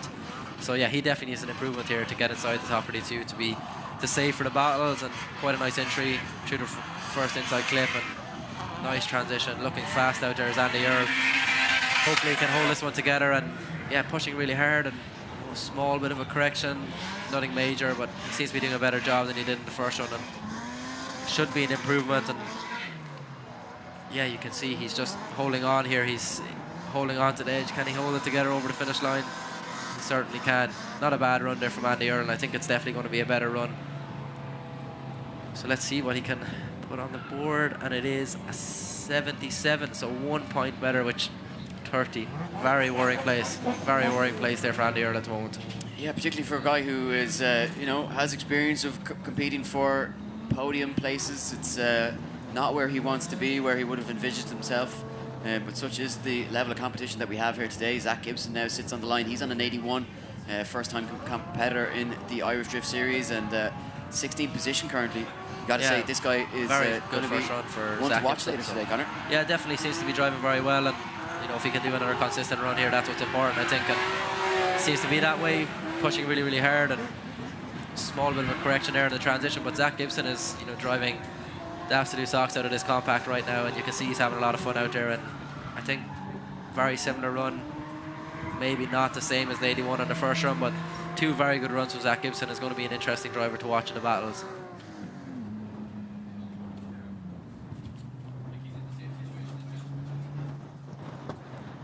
So let's see what score Zach Gibson can put in. Another 81.3, so puts in 14th position. 2 very consistent runs there, Eddie. 2 81s. Very good to see. Yeah, 2 very consistent runs from a young gun. That's exactly, as you say, what you want to see from a driver, and he's one to watch. A bit of an underdog here this weekend. Stephen Broderick now leaves the line at 0 on the first run. Got it all wrong on entry, but looking, yeah, Stephen's going to need a good run here to get inside the top 32 again. Another driver sitting outside, so seems to be doing a good bit better this run. And yeah, well, with that 0 from the first run, Connor, we didn't really get a chance to see what he was made of, and he goes off-roading. Yeah. You know, we do have Rallycross here in Mondello Park from time to time, but not this weekend, unfortunately, no, Stephen. And double zeros, not what he wanted to see. But yeah, you know, look, we gotta cut this grid down, and you gotta really earn a spot in that top 32. And for Stephen Broderick, it's just not meant to be this weekend.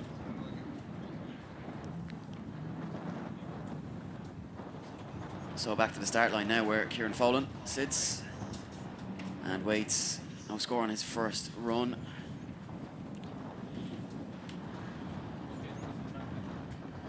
So can he get himself into the top 32 is the question. That yeah, Kieran Folan getting it wrong on the first run, which he's well outside the top 32, so hopefully he can pull it together this time. And yeah, again, not the same. Not the momentum on the run up is going to catch him again, and yeah, unfortunately it's going to be the end of the weekend for Kieran Folan. Yeah, sometimes you see guys and they're a little bit too tentative coming in, and maybe they think that if they carry too much speed that they're going to go off track. But it's quite often it's the speed that you need to get you through. Yeah, definitely the speed will make it, you know, much easier once you find the right balance and you can carry that speed, you know, through the run. Then it's important, especially on this track here, because you need good speed going through the first corner to make the S's work and get this pull down the straight right. So yeah, it's important, and a lot of drivers seem to be lacking the impact on the run up, which is catching them out.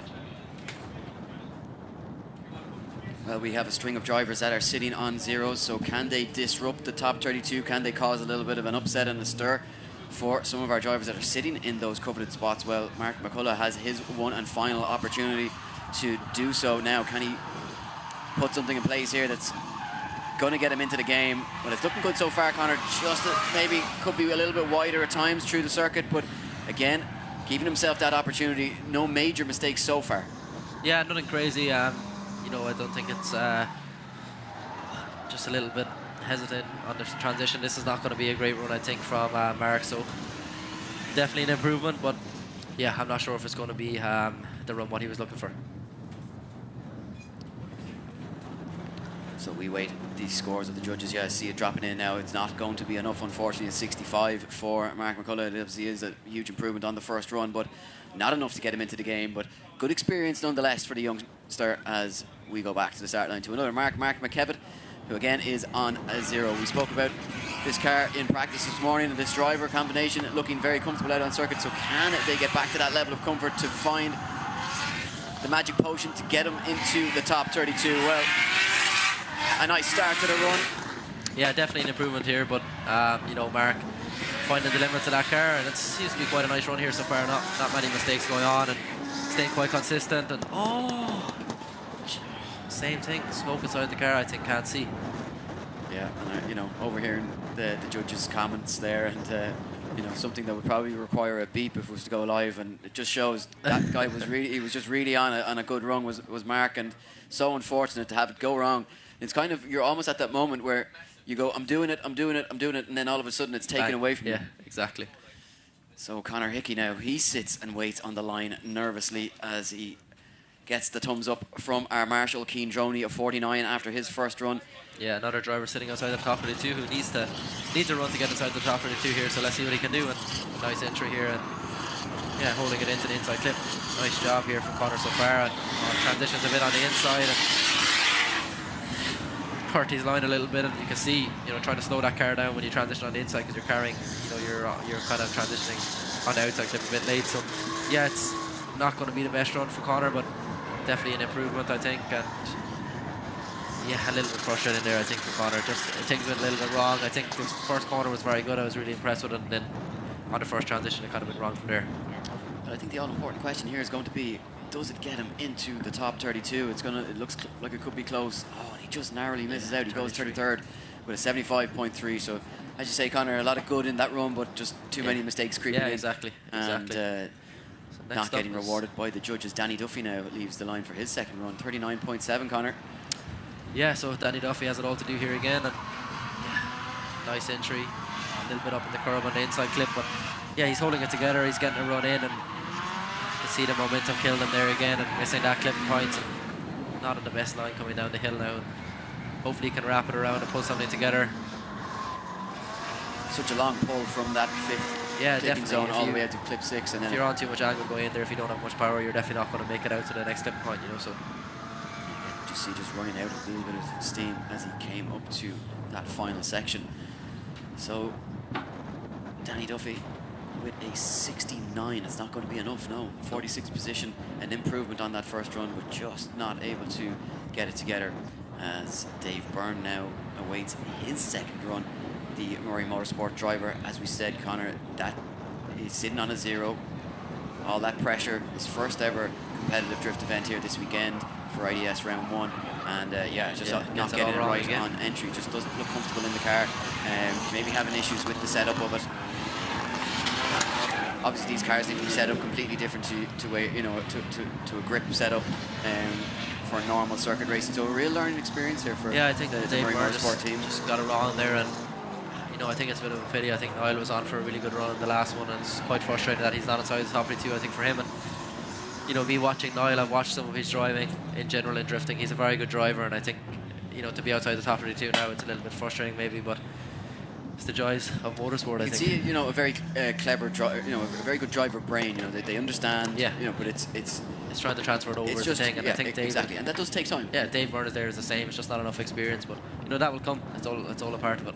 So Alan O'Loughlin, 82.3 on the first run, and looking good for another big run if he can hold himself together. A very consistent driver is Alan, and again, nice job there from Alan as he heads towards clip 3 and right out to clip 4 now. And Alan, one of those drivers Wow. who you could argue has underachieved in terms of what we've expected from him, and definitely. it's obviously a very stacked and talented grid that we have here in Ireland, but Alan is one of those drivers that came through the ranks and we predicted big things from him, and he just needs to find that extra little bit of field to launch him to the next stage. And that another very good run there from Alan. That's I think it's going to be a decent enough score, and it is, and an 87.3 puts him in 9th position, so 2 very good runs there from Alan, and sitting inside the top 10, he's got to be happy with that.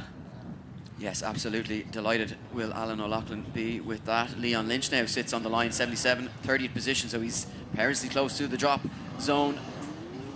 But there is room for improvement here on the second half of qualifying. And Leon now coming in very hot there. Yeah, drops that wheel.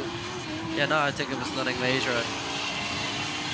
Right, very minor kick up of dust as he came by clip point 2, but throws just big angle on it. Yeah, gets that transition panicked. I think he thought he was going a bit too fast and slowed up a bit too much and cost his line a bit. But yes, he transitioned into the last corner. A strong start, but got messy towards the end, and I think that's going to hurt him massively, Eddie. Yeah, and a few little errors creeping in towards the end of the run there as well.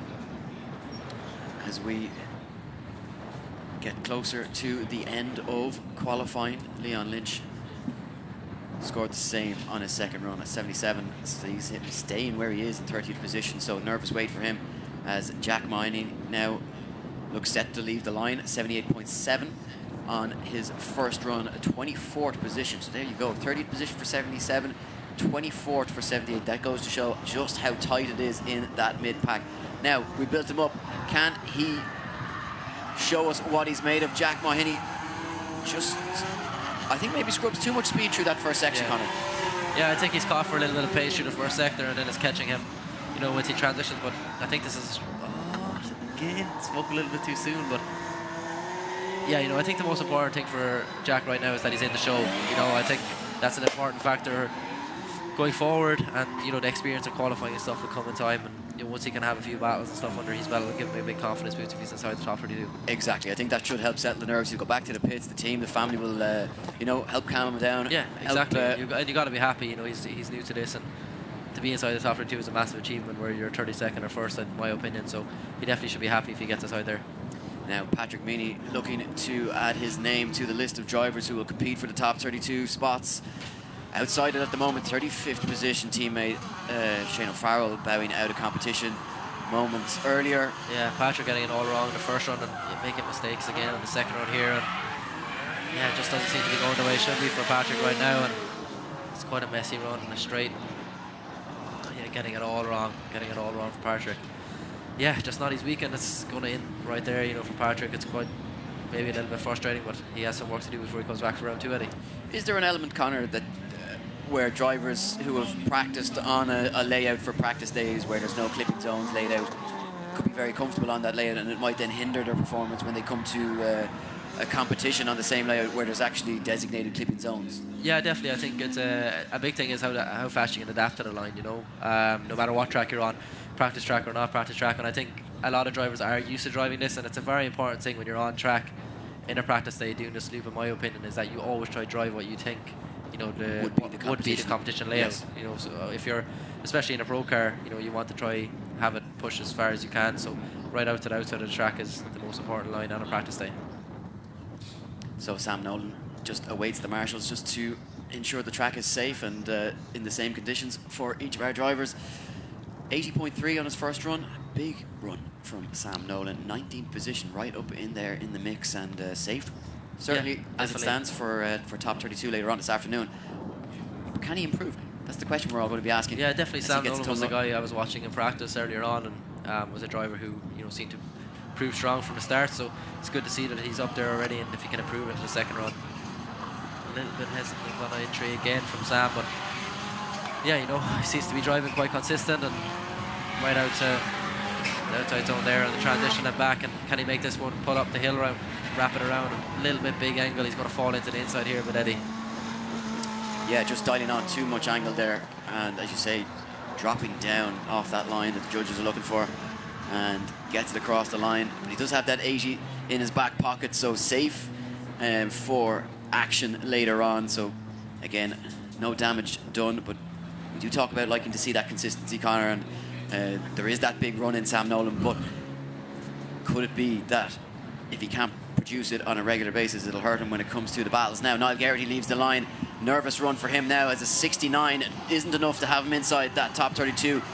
He needs to find something big here for competition if he's going to keep his hopes of battle action alive. Yeah, Niall seems to do a better job here, but is it enough is the question. He's playing it very safe. He's consistently on the line, but yeah, he just seems to be, you know, caught between places, perfect and, you know, making those mistakes. And, you know, visually it looks good, but is it enough? And, you know, it's a solid run, but is it solid enough to get into the competition? I think it's going to be close, Conor. Yeah, I think it's going to be tight to see if he gets in there. He scores a 79, which, yeah, bags him 25th position, so there's a high chance. What a result for Niall Garrity. Yeah, what a result. I think he will be ecstatic with that. Yeah, Niall will be a guy who's will be over the moon to get into the top 32. He's a lot of hard work to get to this point. He's a very nice guy as well. Yeah, he will get his battle reward. Now, Owen O'Connor missed his first run this morning. We haven't heard any reason as to why that was. Is it a case that this car isn't running right? We don't know. He does have one run to do it, and that's what we do know. Can he find the answer and the performance that he needs on this run of qualifying? This will be his first time driving the track. And Owen O'Connor hooking it up nicely so far. I'm kind of watching nervously for him here. Yeah, he seems to be doing quite a good job. Missed that clip point there a little bit, but yeah, you know, overall consistent run, and a bit sketchy towards the end, but he managed to get over the finish line, which is a good thing. Yeah, not a whole lot of power at his disposal. Does have 300 brake horsepower there, so you know he's not underpowered by any stretch of the imagination either. But yeah, not a bad run. Scores an 80, puts him in 21 position, one run to do it. Who needs 2 runs of qualifying? Yeah, exactly. Just saving fuel, saving the environment. Yeah, that's it. So Gabriel Farry now sits on the line with his 62. So that 62, as you will know if you're watching and paying attention, that is not enough. That is not in the game for later on's battle action. Gabriel Farry has it all to do. Really like the look of this car. Yeah, it is quite a nice, just subtle car. And getting it wrong again is Gabriel. No, not same. I think the same thing happened with the first one as far as I remember. Not entering. That's a bit frustrating because the rest of his run is not bad, and you know when something like that happens at the start, you're on the minuses before you get started. It looks as though he's between two minds when he's entering in that first corner, and perhaps maybe just a little bit of indecision or nerves. But as you say, the rest of the run, you know, he's able to hook it up, but I'm pretty sure confident it's not going to be enough, and yeah, no improvement there for Gabriel Farry. His weekend ends there. So Keith Driver now sits on the line. He's got a 66 on the board, 51st position. Needs to pull something special out of the bag here if he wants to keep his weekend competition alive. As he throws it into that first corner. Yeah, not a bad entry from Keith there. A bit slow, but yeah, straight again on the transition. And he manages to get the clipping pipe, but I think the judges will penalise him for that. And can he wrap around this now and stay out on the outside? And yeah, he can. He's still there. Sorry, excuse me, we jumped across. That's actually Keith Brown, but again on a 66. And my apologies. Oh, we did. So yeah, getting used to all the we're still calling it Keith, so it's not the way they were named together. Yeah, was it was just a surname. Yeah, that's two Keiths, one after the other. So we got confused. Yeah. And still getting used to all the new liveries as well that we have on the grid here, but. So yeah, we're just waiting on the judges to change it quickly, but yeah, get confirmation of the judges' score here.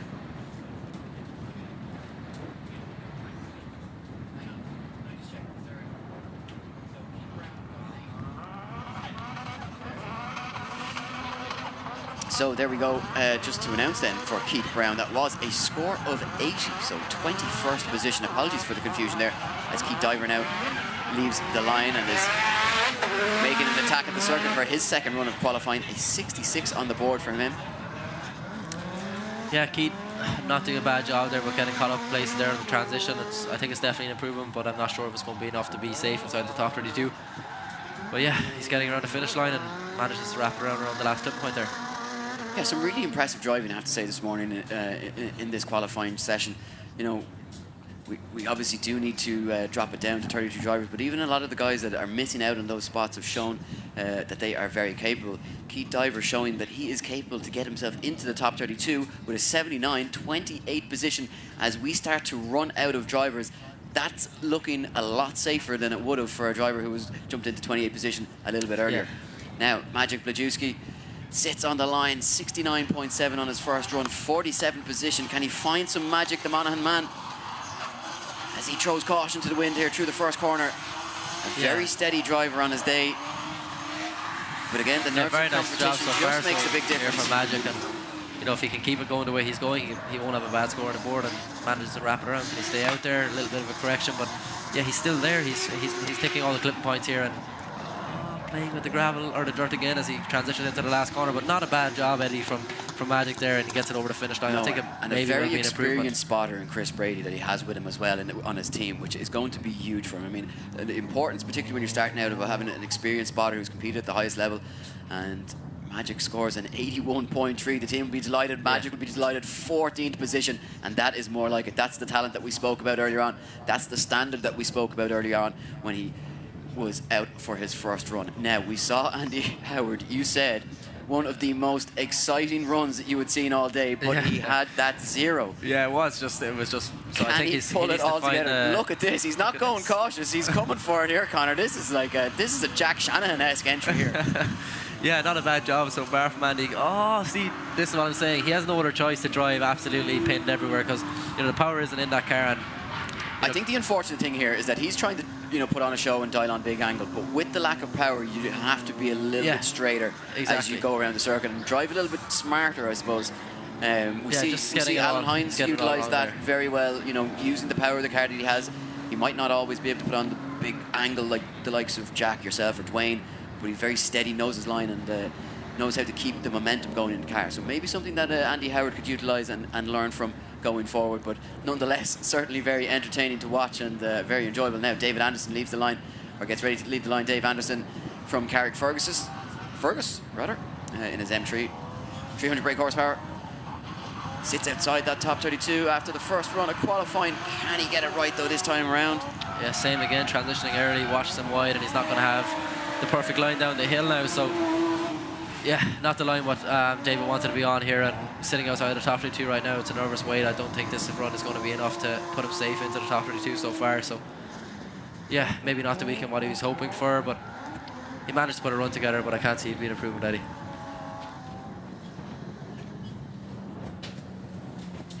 So, as you say, it doesn't look as though that will be, like it's no improvement on the first score, so he stays where he is, unfortunately. We only have 2 drivers left. Can anybody out-qualify James Dean? With the big talking point so far, Max Cotton, 2nd position, with a huge score in the 90s. And now, Ryan Gallagher leaves the line, a 0 on the first run. If I remember correctly, was it a D bead going into the first corner? I can't remember, but it's just... you know what, it's not grass season anymore, Ryan, and unfortunately Ryan just getting it all wrong at that first corner, and that's going to be... doesn't sound too healthy, whatever it is. No, that's a second 0 for him. And Ryan Gallagher, unfortunately, bows out of the competition, which means we only have 1 more driver left. Can you believe it? Qualifying of round 1 is almost done. Who would have thought it after the 9 months of preparation that we put into this round? We are finally looking at our first top 32 after Dara Spencer takes the circuit. 93 in his first run and third, a very good run. So a huge run on his first run, Connor, and he's looking equally impressive. Look at this, wow. You know what? Just overdrove a little bit there, I think. But you know what? I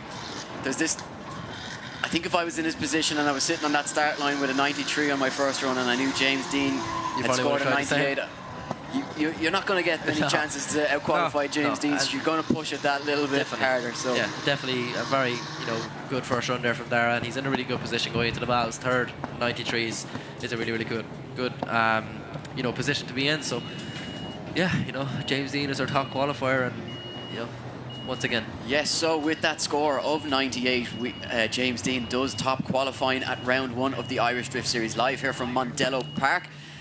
We will be releasing the full top 32 list of who qualified where on our social media channels, and we will have that on our social media channels in just a few moments' time. So for all the drivers in attendance, for all of you guys at home, you'll be able to check out that, and we'll also be releasing the battle grid as well, so you can take a look at some of the upcoming battles that we will have, and guaranteed to be some very interesting ones, particularly as we start to progress into the top 16, top 8, and down to those final 4 drivers.